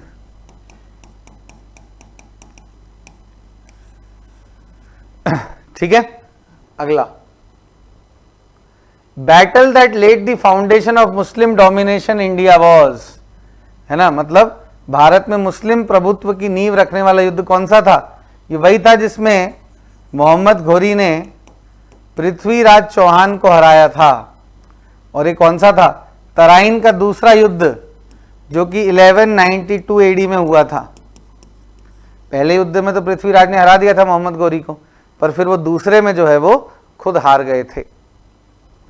चलिए अगला, मोहम्मद घोरी ने जयचंद्र को किस युद्ध में हराया था? इन विच बैटल मोहम्मद घोरी डिफीटेड जयचंद? ठीक, तो देखो ये लड़ाई 1194 में हुई थी जिसपे मोहम्मद घोरी ने जयचंद को हराया था, और इस युद्ध को बोलते हैं चांदावार का युद्ध। ठीक है, बैटल ऑफ चांदावार। ओके, चलो भाई अगला, which one of the following statements about all बरूनी is not correct? है ना, अल बरूनी के बारे में 4 स्टेटमेंट हैं, उसमें से नॉट करेक्ट कौन सी है? मतलब 3 करेक्ट है पर नॉट करेक्ट कौन सी है ना। ही was a secular author, his writing was influenced by India, he was a Sanskrit scholar, he was an expert of trigonometry. तो देखो इन चारों में से जो बी, सी और डी हैं वो सही हैं, पर ए गलत है। वो सेक्युलर ऑथर नहीं थे, उन्होंने कई जगह हिंदुओं का मजाक उड़ाया है, इस्लाम की तारीफ की है, इस्लामिक जो इन्वेडर्स थे उनकी तारीफ की है, तो ऐसा कहना गलत होगा कि वो सेक्युलर है। तो he was a secular author, ये स्टेटमेंट पूरी तरह गलत है। चलो अगला, who fought the battle of Waihind in 1009 AD? है ना, वाही हिंद का युद्ध किसने लड़ा था? तो मैं बता दूं, ये मोहम्मद घोरी की जो इनिशियल इन्वेजन चल रही थी जब इंडिया में, तो उनकी लड़ाई अफगानिस्तान के एरिया के राजाओं से हुई जो कि हिंदू रूलर्स थे। और वाही हिंद का युद्ध मोहम्मद घोरी ने लड़ा था जयचंद के साथ। ठीक है, ध्यान रखना, वाही हिंद का जो युद्ध था वो किसके साथ लड़ा गया था? सॉरी, ये आनंद पाल के साथ लड़ा गया था, जयचंद नहीं, सॉरी, जयचंद मेरे दिमाग में वही पुराना नाम चल रहा था। ठीक है, तो ये किसके साथ लड़ा गया था? आनंद पाल के साथ। क्लियर? चलो भाई, गुड। तो आनंद पाल, ध्यान रखना, मेरे दिमाग में पिछले क्वेश्चन का ही चल रहा था, है ना। तो आनंद पाल और महमूद गजनवी, ये महमूद गजनवी के इन्वेजन्स की बात थी। ठीक है भाई, चलो, which among the following is the oldest chronicle of the Arab conquest of Sindh? है ना, मतलब निम्नलिखित में से कौन सिंध की अरब विजय का सबसे पुराना इतिहास है? तो देखो, सिंध का इतिहास जो है वो दिया गया है चचनामा में। चच सिंध की वो डायनेस्टी थी जिसको ओवरथ्रो करके मोहम्मद बिन कासिम ने सिंध में इस्लामिक रूल एस्टेब्लिश किया था। ठीक है, तो इसका आंसर क्या होगा? चचनामा। इसका जो राइटर था उसका नाम हमें नहीं पता है, इसके लेखक का ओरिजिनल नाम हमें नहीं पता है। चले भी आगे बढ़ा जाए। Which among the following dynasty issued lead coin? है ना, मतलब सीसे के सिक्के किसने जारी किए थे? तो ध्यान रखना, कुशांस तो अपने गोल्ड कॉइन्स के लिए फेमस थे। हर्षवर्धन के समय सिक्कों का कोई वर्णन है नहीं, शिशुनागा के समय तो सिक्के ही शायद ही बनते हो, है ना। जो सीसे के सिक्के इशू करने के लिए फेमस है सतवाहनास, है ना। डेक्कन में हमें सतवाहनास के कई सारे सिक्के मिले हैं जो कि किसके बने हुए हैं? लेड के या फिर सीसे के। समझ में आई बात? चलो भाई अगला, अब क्या पूछ रहे हैं, चांदावार है ना, अभी हमने बात की चांदावार भारत के किस राज्य में स्थित है, तो चांदावार का जो युद्ध हुआ था जिसमें जयचंद हारे थे, तो चांदावार जो जगह है वो आज के उत्तर प्रदेश में स्थित है। ठीक है, चांदावार की जो जगह है वो कहाँ है, आज के उत्तर प्रदेश में स्थित है। चलिए भाई अगला, महमूद गजनवी के पिता का नाम बताइए, who was the father of Mahmud Ghaznavi. तो देखो इसका आंसर है सुबुक्तिगिन, है ना, सुबुक्तिगिन महमूद गजनवी के पिता थे और इनके बेटे थे अलपतिगिन, सुबुक्तिगिन के बेटे अलपतिगिन और अलपतिगिन के भाई थे महमूद गजनवी। ठीक है, चले भाई अगला, निम्नलिखित में से किसने किताब अल उल हिंद या तहकीक हिंद लिखी है। तो अभी हमने बात की कि अल बरूनी जो महमूद गजनवी के साथ इंडिया में आए थे, उन्होंने ये किताब जो है वो लिखी है, इंडिया के बारे में इसमें काफी बातें बताई गई हैं। चले भाई अगला सवाल, नालंदा विहार वॉज डिस्ट्रॉयड बाय, नालंदा मतलब बिहार में जो नालंदा विश्वविद्यालय था, है ना, हालांकि एक और था विक्रमशिला, और दोनों को इसी आदमी ने बर्बाद किया। इस आदमी का नाम था मोहम्मद बिन बख्तियार खिलजी, है ना, बख्तियार खिलजी नाम का एक फ्रीलांसिंग सोल्जर था जिसने कि नालंदा विहार को डिस्ट्रॉय किया था। चले वे आगे, Mohammad Ghori granted first iqta in India to, है ना, मोहम्मद गौरी ने भारत में पहला इक्ता किसे प्रदान किया था, तो वो किया था कुतुबुद्दीन ऐबक को, क्योंकि पूरे इंडिया के कॉन्क्वेस्ट में वही इसके साथ था। जब वो वापस गया तो कुतुबुद्दीन ऐबक को पहला इक्ता दिया गया था। समझे बात को? अगला,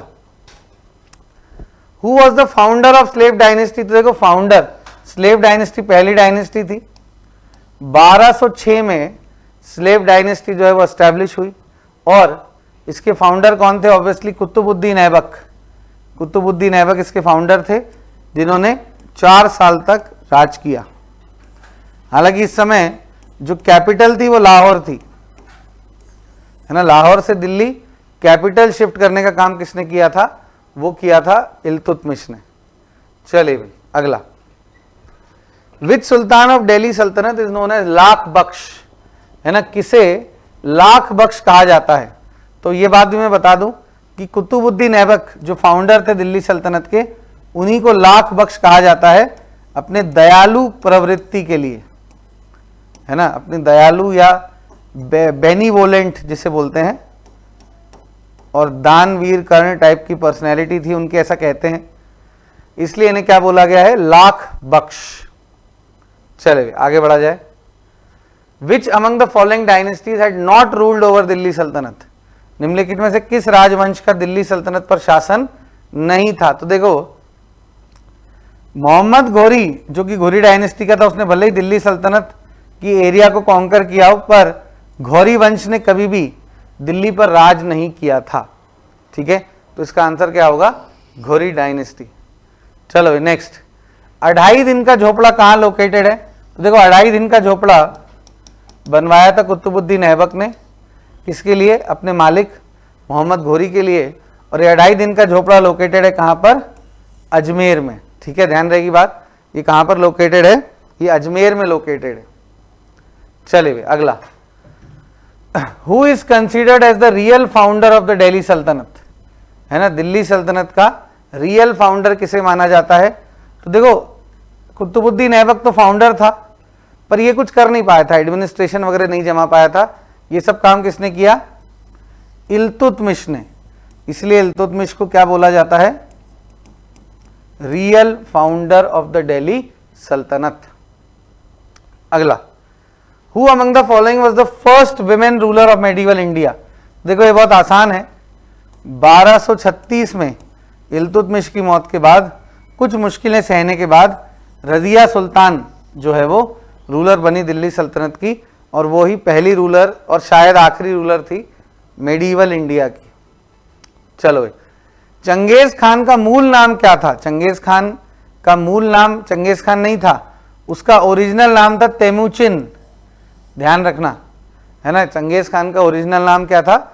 उसका ओरिजिनल नाम था तेमुचिन। चले भाई name the group establish bye Iltutmish.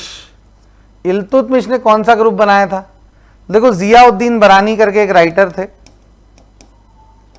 है ना, जियाउद्दीन बरानी करके एक राइटर थे।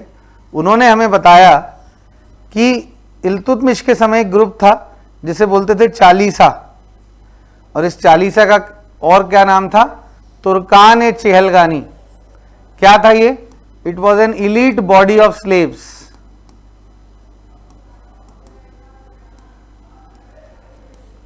ठीक है, जो कि इल्तुतमिश ने तैयार की थी। चलो next,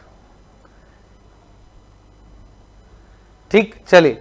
who among the following was behind the dethroning of Razia Sultan?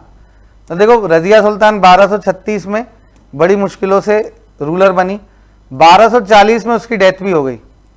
Basically उसे ओवरथ्रो कर दिया गया, और उसे ओवरथ्रो करने वाले उसी के लोग थे। तो इस दिल्ली सल्तनत बनाने वाले लोग कौन थे? ये टर्क्स थे, टर्क्स, है ना। कौन थे ये? टर्क्स। ठीक है भाई, चलो अगला। Who among the following attacked India during the reign of Iltutmish? तो देखो किसने अटैक किया इंडिया के ऊपर इल्तुतमिश की रेन के दौरान? ठीक है, तो ये तो हटा देते हैं अपन। देखो जलाल खान नाम का कोई व्यक्ति नहीं है, जो एक व्यक्ति था उसका नाम था जलालुद्दीन मंगबरानी। तो इस क्वेश्चन के हिसाब से हमें आंसर इसका गेंगिस खान ही लगाना पड़ता है। हालांकि गेंगिस खान ने कभी दिल्ली पर हमला नहीं किया, गेंगिस खान हमेशा इंडस नदी के आसपास ही मंडराता रहा और वहीं से फिर वो लौट गया था। उसने इंडिया पर कभी भी अटैक नहीं किया। ठीक है, अगला। Who broke the power of the Chahalgani nobles? Chahalgani सरदारों की शक्ति को किसने तोड़ा? तो देखो जो चेहलगानी इल्तुतमिश के समय बने थे वो बाद में बहुत पावरफुल हो गए थे और राजाओं को ढंग से रूल नहीं करने दे रहे थे। पर फिर जब घियासुद्दीन बलबन राजा बने, जो कि खुद चालीसा का हिस्सा थे एक समय, उन्होंने डिसाइड किया कि अब चालीसा की ताकत को तोड़ना पड़ेगा, और उन्होंने ही ऐसा करके दिखाया। ठीक है, आगे। गुलाम वंश के किस शासक ने सजदा और पाबोस प्रथा प्रारंभ की? है ना, तो सजदा मतलब झुक के सलाम करना, और पाबोस मतलब होता है पैरों को चूमना। ठीक, तो ये प्रैक्टिस भी घियासुद्दीन बलबन ने ही शुरू की थी, है ना। किसने शुरू की थी? घियासुद्दीन बलबन ने। चलो भाई अगला। अपनी शक्ति को मजबूत करने के बाद बलबन ने कौन सी उपाधि धारण की थी? है ना, after consolidating his power Balban assume the grand title of. तो देखो जो टाइटल बलबन ने लिया था उसका मतलब था शैडो ऑफ गॉड, है ना, भगवान की परछाई। और ये टाइटल था क्या? ये टाइटल था जिले इलाही, है ना। दीने इलाही मत कर देना, ये अकबर से संबंधित है। और तूता हिंद आमिर खुसरो को बोलते हैं, कश्मीर हिंद कुछ नहीं होता। ठीक है, तो क्या है इसका आंसर? इसका आंसर है जिले इलाही। चलो भाई अगला। विच सुल्तान ऑफ दिल्ली सल्तनत is known for adopting the blood and iron policy? तो ब्लड एंड आयरन पॉलिसी के लिए कौन फेमस है? यस, इसके लिए भी है Balban famous. Blood and iron, ध्यान रखना, ब्लड एंड आयरन का मतलब क्या होता है? जंग और ताकत, हथियार। मतलब एक बहुत ही रूथलेस और स्ट्रिक्ट पॉलिसी को ऐसा नाम दिया जाता है, कैसा? Blood and iron. ठीक है, चलो भाई अगला। Which dynasty of Delhi Sultanat ruled for the shortest period? तो ध्यान रखना कि एक डायनेस्टी थी जो कि बनी थी 1290 में और सिर्फ 1320 तक रूल करती है, सिर्फ 30 साल के लिए, ओनली फॉर 30 ईयर्स, है ना।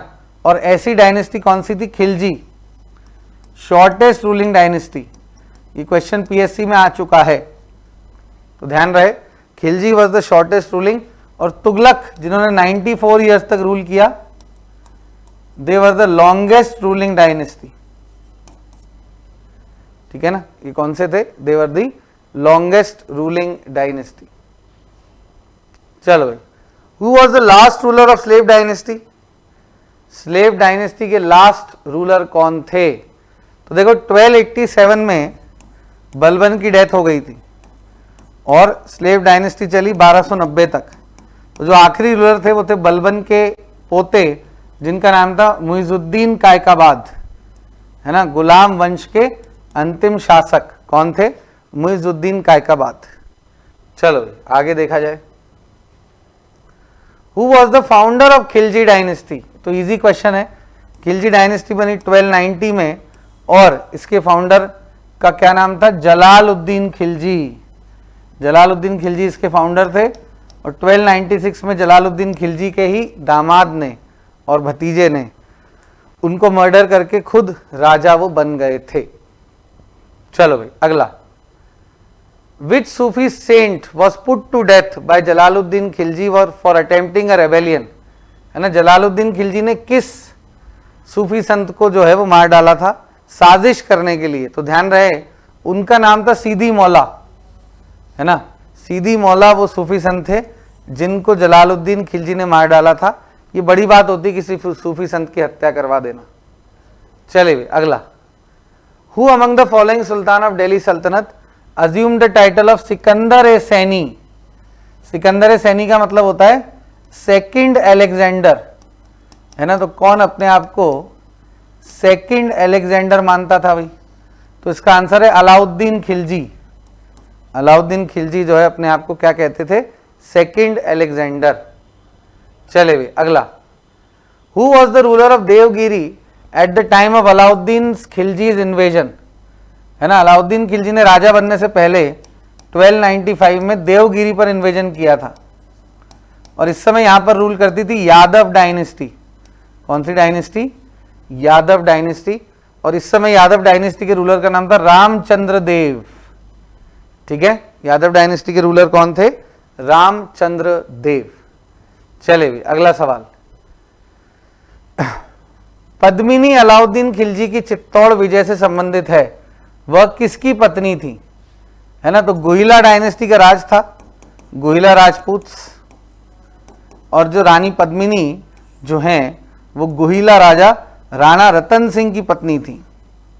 सबको पता होगा पद्मावत जो फेमस मूवी है उसमें शाहिद कपूर ने राणा रतन सिंह का रोल किया था। चलिए भी अगला। बाजार नियंत्रण नीति किसने लागू की थी? इसको बोलते हैं मार्केट कंट्रोल पॉलिसी, मतलब इसको प्राइस कंट्रोल भी बोलते हैं। एक राजा था जो कि बाजार में मिलने वाली हर चीज के प्राइस को कंट्रोल करना चाहता था और वो राजा कौन था? वो राजा था अलाउद्दीन खिलजी। ठीक है, कौन था वो राजा? अलाउद्दीन खिलजी। चले भी अगला। विच रूलर ऑफ दिल्ली सल्तनत डिक्लेयर्ड हिमसेल्फ एज द खलीफा? खलीफा कौन होता है भाई? He is the head of Islam. है ना, और जनरली खलीफा हमेशा कहां रहे हैं? इंडिया में कभी कोई खलीफा नहीं रहे ऑफिशियली, पर कौन था जिसने अपने आप को घोषित कर दिया था? वो था मुबारक खिलजी।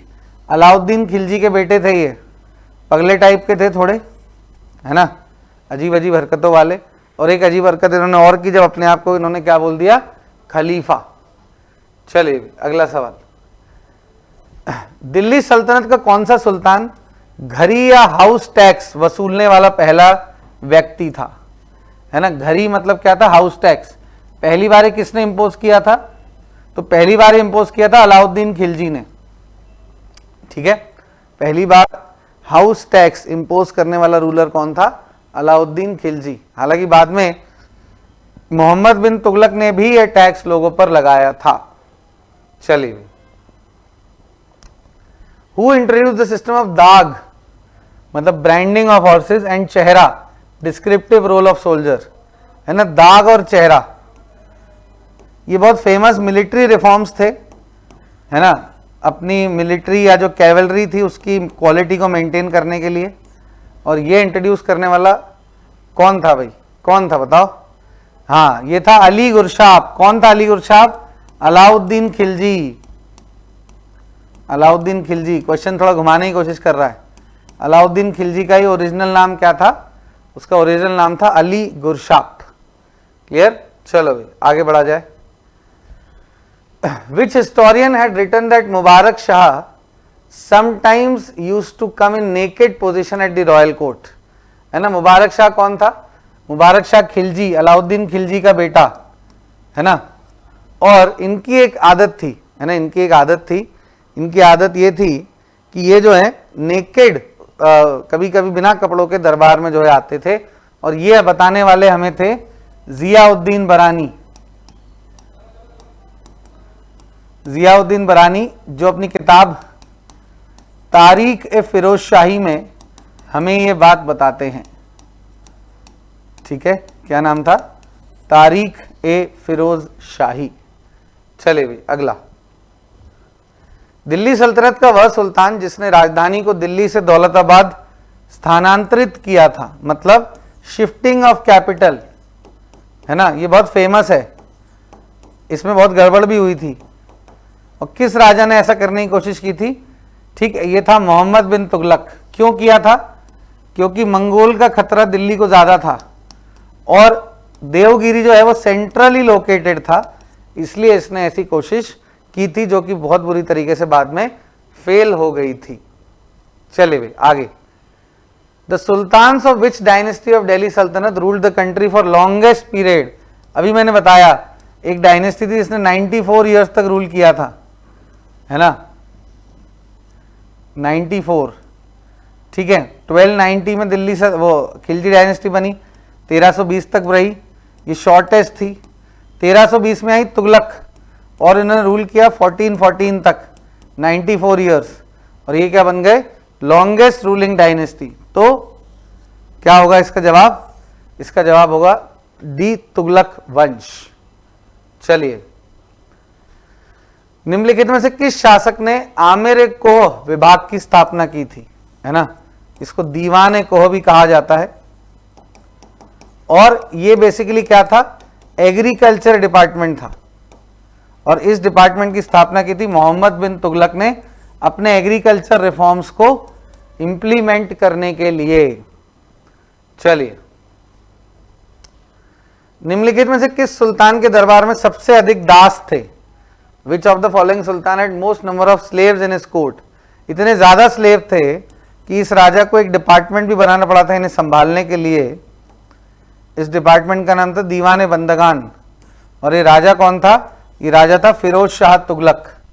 समझे बात को? क्या कौन राजा था? फिरोज शाह तुगलक।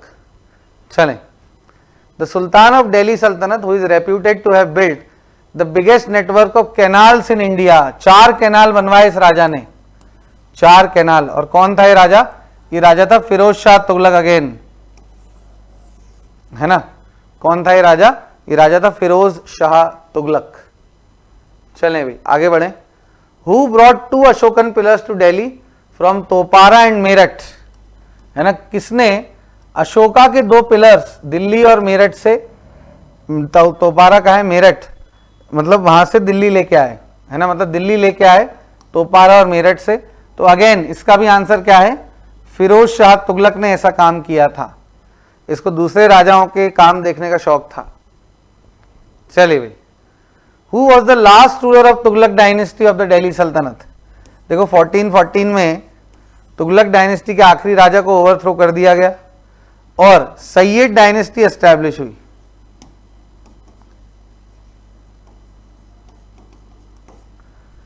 ठीक है, और ये जो लास्ट रूलर था ये था नसीरुद्दीन महमूद।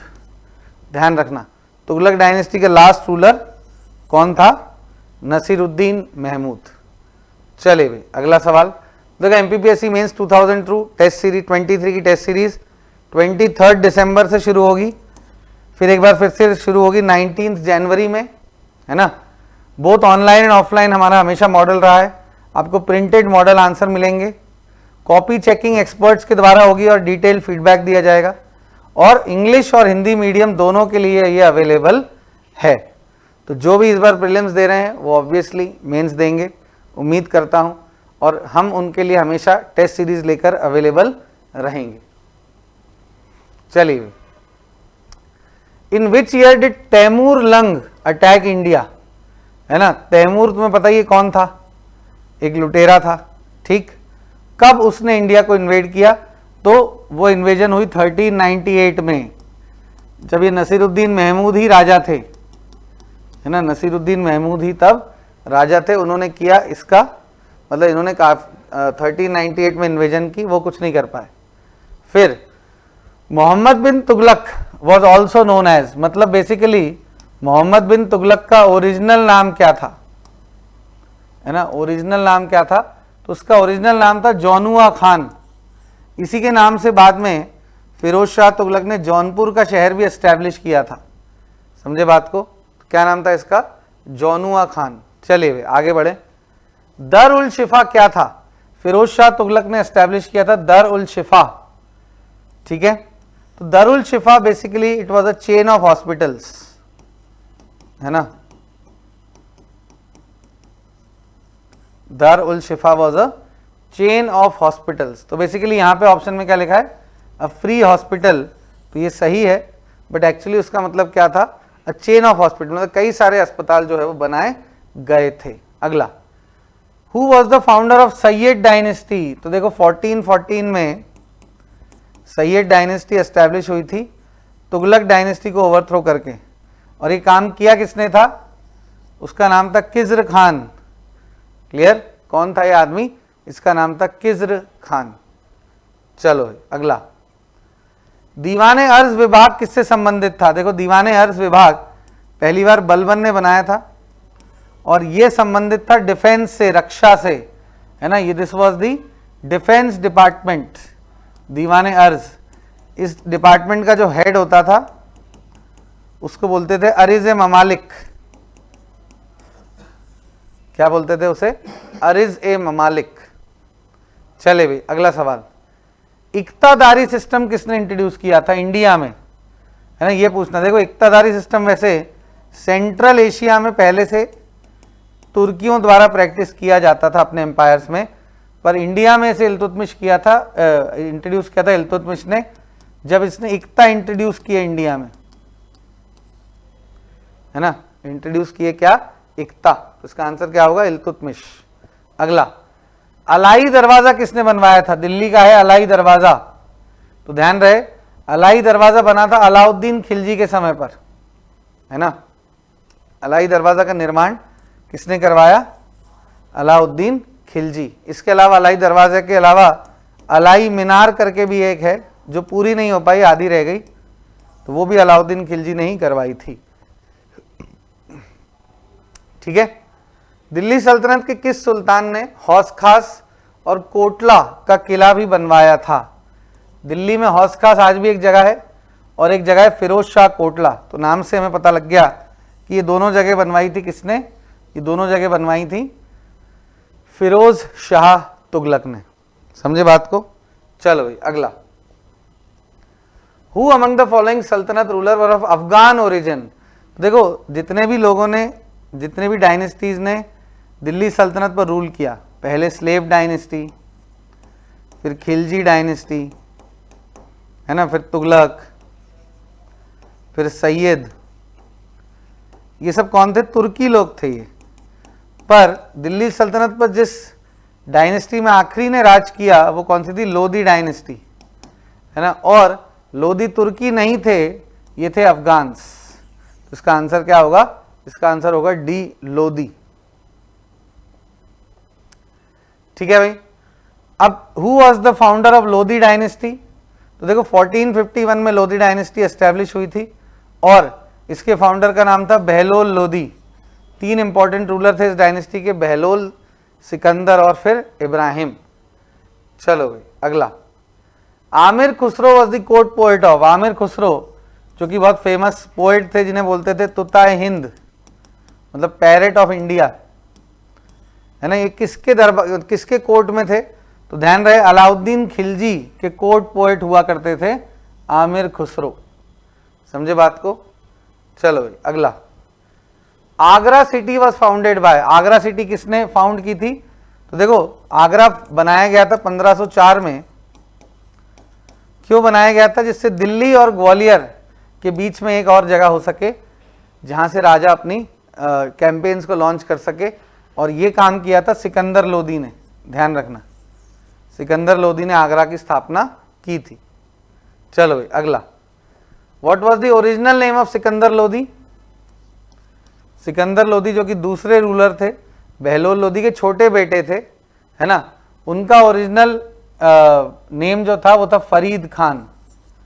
ठीक है, क्या नाम था उनका ओरिजिनल, उनका ओरिजिनल नेम था क्या, सॉरी, फरीद खान तो शेर शाह सूरी का नाम था, सारे अफगान कंफ्यूज हो गए, नहीं, इनका नाम था निजाम खान, ध्यान रहे, ठीक है। शेर शाह सूरी का ओरिजिनल नेम था फरीद खान और सिकंदर लोदी का ओरिजिनल नेम क्या था, ओरिजिनल नेम था निजाम खान। चलिए भाई अगला, विच लोधी सुल्तान एनेक्स शर्की डायनेस्टी। तो देखो शर्की डायनेस्टी कौन सी डायनेस्टी थी, जो जौनपुर पर रूल करती थी और फिर जौनपुर दिल्ली से इंडिपेंडेंट हो गई थी, है ना। और जो पहले रूलर थे बहलोल लोधी, उन्होंने जो है क्या किया था, इसको एनेक्स किया था। चलिए आगे, who among the following died while playing chaugan. Chaugan क्या था, पोलो, इसको बोलते थे मेडिवल पोलो, घोड़े से गिर गए और मर गए। ये कब हुआ था, 1210 में। कौन थे ये थे कुतुबुद्दीन ऐबक, ठीक है, ये कौन थे, कुतुबुद्दीन ऐबक। चलिए अगला, who was appointed by Razia Sultan as the post of to the post of Amir आखूर।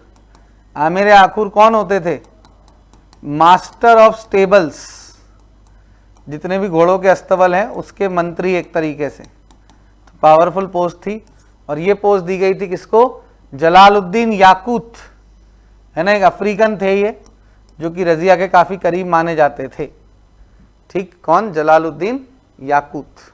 चलिए वे, ठीक।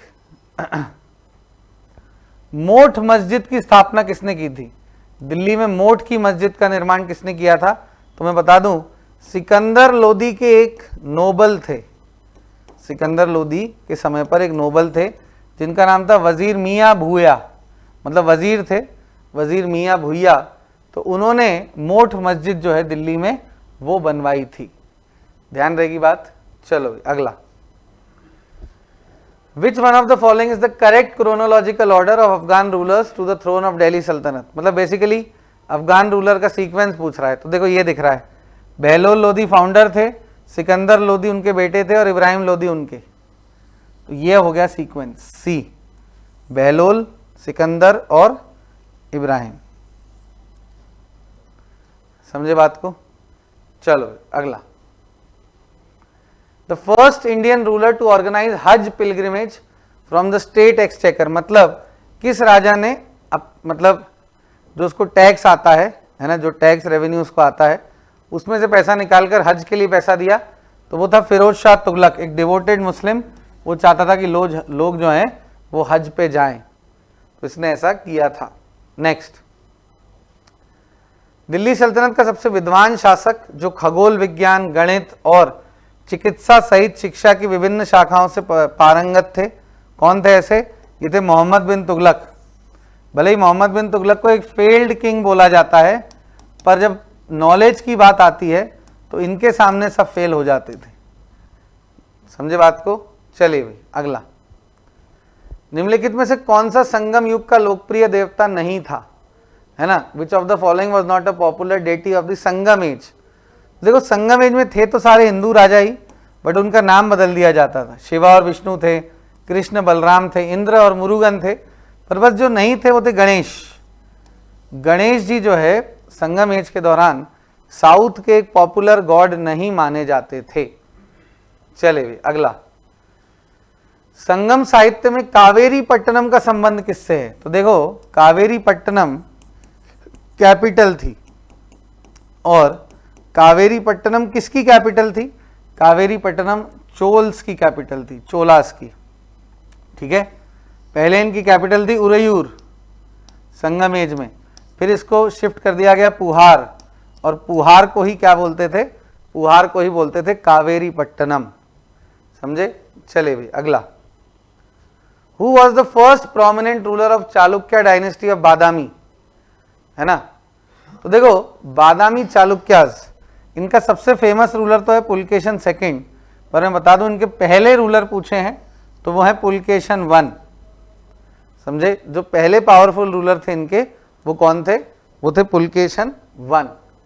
चले भाई, which style of architecture was developed by the Chalukyas of Badami. तो देखो अभी मैंने बताया था डेक्कन में जो स्टाइल डेवलप हुई उसे बोलते थे वेसारा, और ये नॉर्थ और साउथ का एक मिक्सचर थी बेसिकली, है ना, नॉर्थ और साउथ का क्या थी, मिक्सचर, तो इसे क्या बोलते हैं, वेसारा। समझे बात को। चलिए भी अगला, who constructed the Kailashnath temple at Kanchipuram. देखो जो वो पल्लवाज हैं, पल्लवाज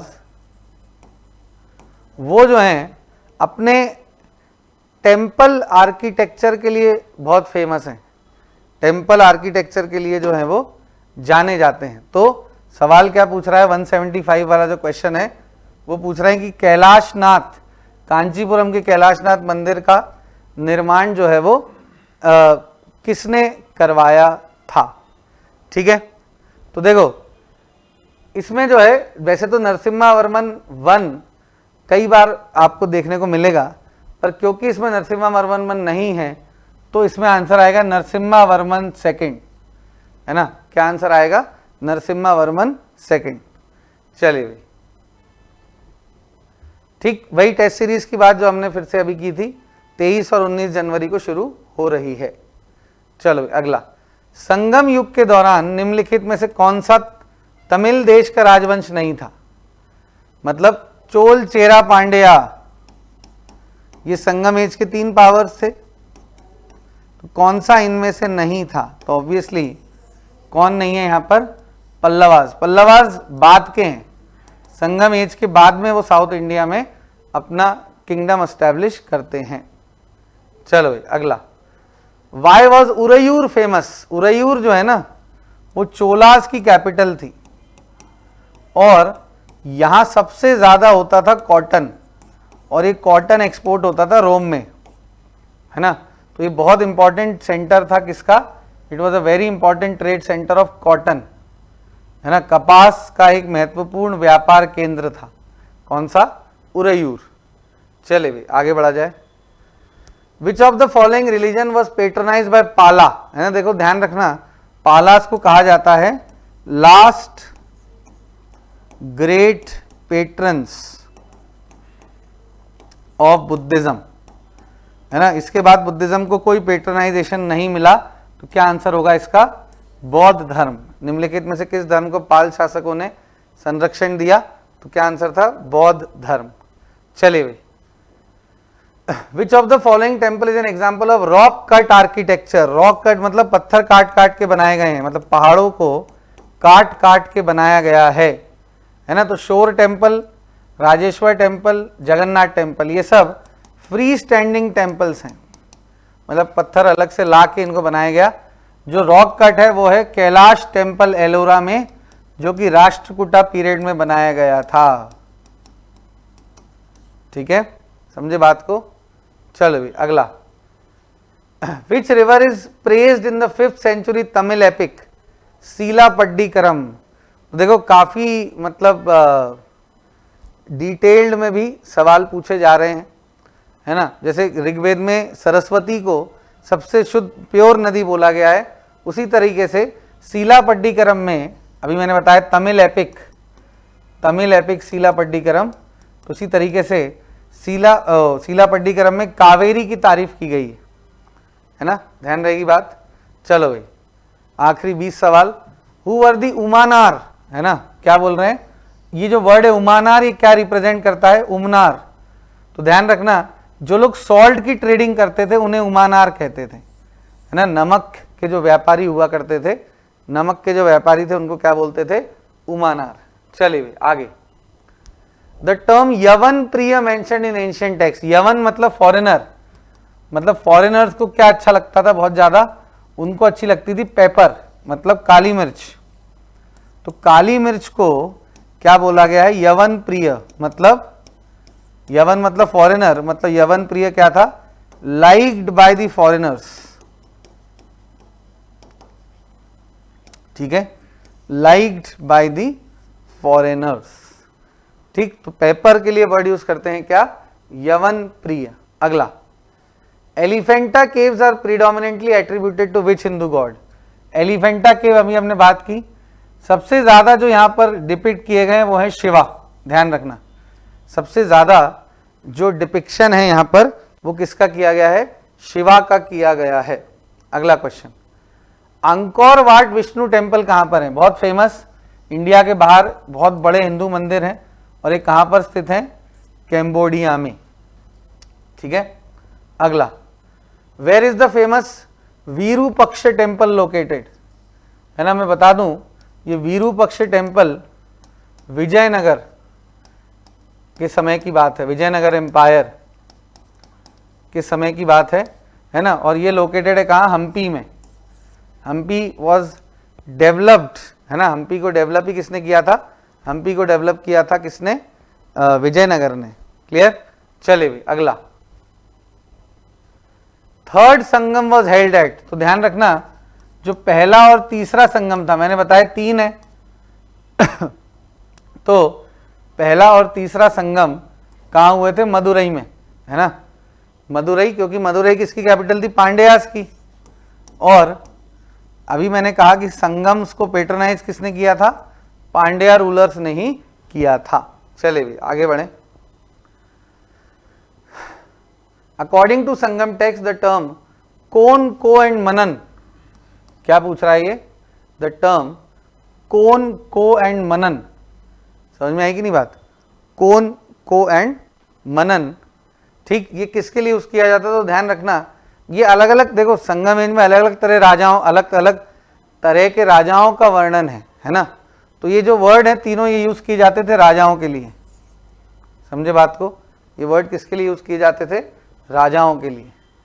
ठीक है। तो अभी मैंने बताया ऑलरेडी, ये बात हो चुकी है अपनी, चोलों की राजधानी क्या थी भाई? तो देखो इंपीरियल चोलास की अगर अपन बात करें तो उनकी कैपिटल तो थी तंजौर, बाद के जो चोलास थे, और जो पहले के चोलास थे उनकी कैपिटल थी कावेरी पट्टनम। तो यहां में 2 आंसर मिल रहे हैं, ए एंड डी। डिपेंड करता है कि सवाल में कौन से चोलास का आंसर, या मतलब कौन से चोलास के बारे में पूछा गया है। चले भाई अगला, भारत के सांस्कृतिक इतिहास के संदर्भ में पंचयतन शब्द का उल्लेख क्या है? तो देखो मैं बता दूं, पंचयतन होते थे मंदिर, जहां बीच में एक मंदिर होता था और उसके चारों तरफ भी मंदिर होते थे। तो ये पंचयतन क्या है? It is a style of temple construction, मंदिर निर्माण की एक शैली जो है ये है। आगे, who among the following ruler committed suicide after battle with Mahmud? है ना, महमूद गजनवी के साथ हुई लड़ाई और ये हार गए और इन्होंने कर ली आत्महत्या। तो ये थे आनंद पाल के बेटे जयपाल। ध्यान रहे, आनंद पाल के बेटे जयपाल ने जो है वो क्या कर ली थी? आत्महत्या। नेक्स्ट, चचनामा के अनुसार 6वीं और 7वीं शताब्दी में सिंधु देश की राजधानी क्या था? तो चचनामा में ये लिखा हुआ है कि जो चच डायनेस्टी थी उसकी कैपिटल थी आरोड। कई जगह इसको इस तरीके से आरोर भी लिखा गया है ना। क्या कैपिटल थी? आरोर। चले अगला सवाल, विच slave of Mohammad Ghori conquered Bengal and Bihar? तो ऑलरेडी हमने बात की, बंगाल और बिहार कैप्चर करते करते नालंदा और विक्रमशिला को डिस्ट्रॉय करने वाला कौन था? बख्तियार खिलजी। ठीक है, तो क्या आंसर है इसका? Bakhtiyar Khilji. Next, Arabs were defeated in 738 by? देखो 738 में अरब्स को हराया था गुर्जरा प्रतिहाराज ने। ध्यान रखना, 738 में एक अरब सेना जिसके लीडर थे जुनैद, अल जुनैद, उनको हराने का काम किसने किया था? गुर्जर प्रतिहारा रूलर नागभट्ट वन ने। चलो भाई अगला, which of the following statement are correct with respect to Balban? है ना, ही इंट्रोड्यूस सजदा एंड पाबोस, ये ऑलरेडी हमने देखा तो ये सही है। Diwane Wizarat was related to finance department. He started the festival of Navroz in India. देखो दीवाने विजारत का क्या मतलब था? दीवाने विजारत मतलब बेसिकली क्या होता है? वो वजीर, है ना। और ये हाँ, ये सही स्टेटमेंट है, फाइनेंस डिपार्टमेंट से ये जुड़ा होता था। तो ये तीनों ही स्टेटमेंट सही हैं। ठीक है, all 3 statements are correct. Next, Deimachus came to India during the reign of? देखो Deimachus was a Greek ambassador. जैसे चंद्रगुप्त मौर्य की रेन में कौन था? मेगास्थनीज। उसी तरह बिंदुसार की रेन में थे डाइमाकस, ग्रीक एम्बेसडर डाइमाकस। चलिए भाई, अब क्या है? ऑथर और बुक। तो देखो कौटिल्य ने लिखी अर्थशास्त्र, है ना। मुद्रा राक्षसा विशाखा दत्ता ने लिखी, ठीक। शमेंद्र ने लिखी कथा सरित सागर, क्या ये सही है? और सोमदेव के सामने क्या दिखा है, क्या लिखा है? बृहत कथा मंजरी। बोलो भाई, तो क्या लगता है? तो देखो इसका आंसर है सी। बस यहां आ जाएगा। शमेंद्र ने लिखी थी बृहत कथा मंजरी और सोमदेव ने लिखी थी कथा सरित सागर। तो क्या आ जाएगा इसका आंसर? इसका आंसर आ जाएगा सी। पहले दो तो इजी थे। नेक्स्ट, अब क्या है भाई? फिर से किताब। तो पातंजलि ने लिखी थी महाभाष्य, ठीक है। अश्वघोषा ने लिखी थी सौंदर्यनंद, सौंदर्यधरानंद। और हर्षा ने लिखी थी क्या? हर्षा ने लिखी थी नागनंदा, ठीक है भाई। तो ये क्या क्या हो गया? ए का 3, ए का 3 यहां पर है, ठीक है। फिर सी का 1, सी का 1 कहाँ है? ये रहा सी का 1, ठीक है। और इसमें डी का 2 दिया हुआ है, यस, डी का 2 भी दिया हुआ है। तो क्या आंसर है इसका? इसका आंसर क्या है? B. Clear? What is the answer? B, ठीक है। चलो भाई अगला, फिर से कुछ दिया हुआ है। हाँ, इसमें दी हुई है मौर्यन प्रोविंसेस और उनके जो है कैपिटल, ठीक। तो देखो अवंती और उज्जैनी, ये तो हमें पता ही है, ठीक है। तो सी का क्या होना चाहिए? 4। तो कहाँ दिया है सी का 4? ले लो, सी का 4 कहीं दिया ही नहीं है, तो सीधे बी आंसर आ गया हमारा। तो समझे ना, मध्य देशा का पाटलिपुत्र था। वैसे बता दूं तुम्हें, उत्तरा पथा की कैपिटल थी तक्षशिला और दक्षिण पथा की कैपिटल क्या थी? सुवर्णगिरी। समझे बात? पर पहले ही हमारा आंसर जो है निकल के आ चुका है। चलो 199, consider the following statement in the context of Chandragupta Maurya. He was the first ruler in Indian history who got inscription engraved on stone. गलत, अशोका था पहला रूलर जिसने इंस्क्रिप्शन बनवाए थे। तो ये स्टेटमेंट तो गलत ही हो गई। तो 1 तो आएगा ही नहीं आंसर में, तो ये नहीं होगा, ये नहीं होगा। तो ये करेक्ट नहीं है, तो ऑल ऑफ दी अबव भी करेक्ट नहीं हो सकते। तो लो, ये तो आंसर ही आ गया अपना 2 और 3। पर देख लेते हैं, Greek scholars called him Sandrocottus. Yes, William Jones ने आइडेंटिफाई किया था, शायद एक क्वेश्चन हमने देखा भी था। Megasthenes visited India during the reign of Chandragupta Maurya. तो आसान क्वेश्चन था, 2 और 3 है इसका आंसर। चलिए, और आज का लास्ट सवाल जो है वो क्या है? Mahmud of Ghaznavi invaded India how many times?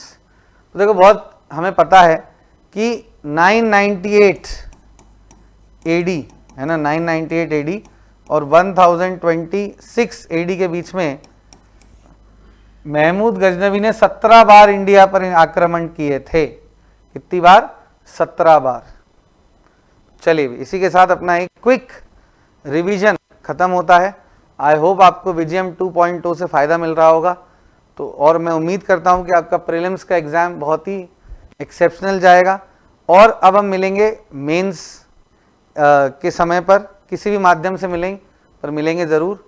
तो दिस इज समीर गंदे signing off. All the best for the prelims exam.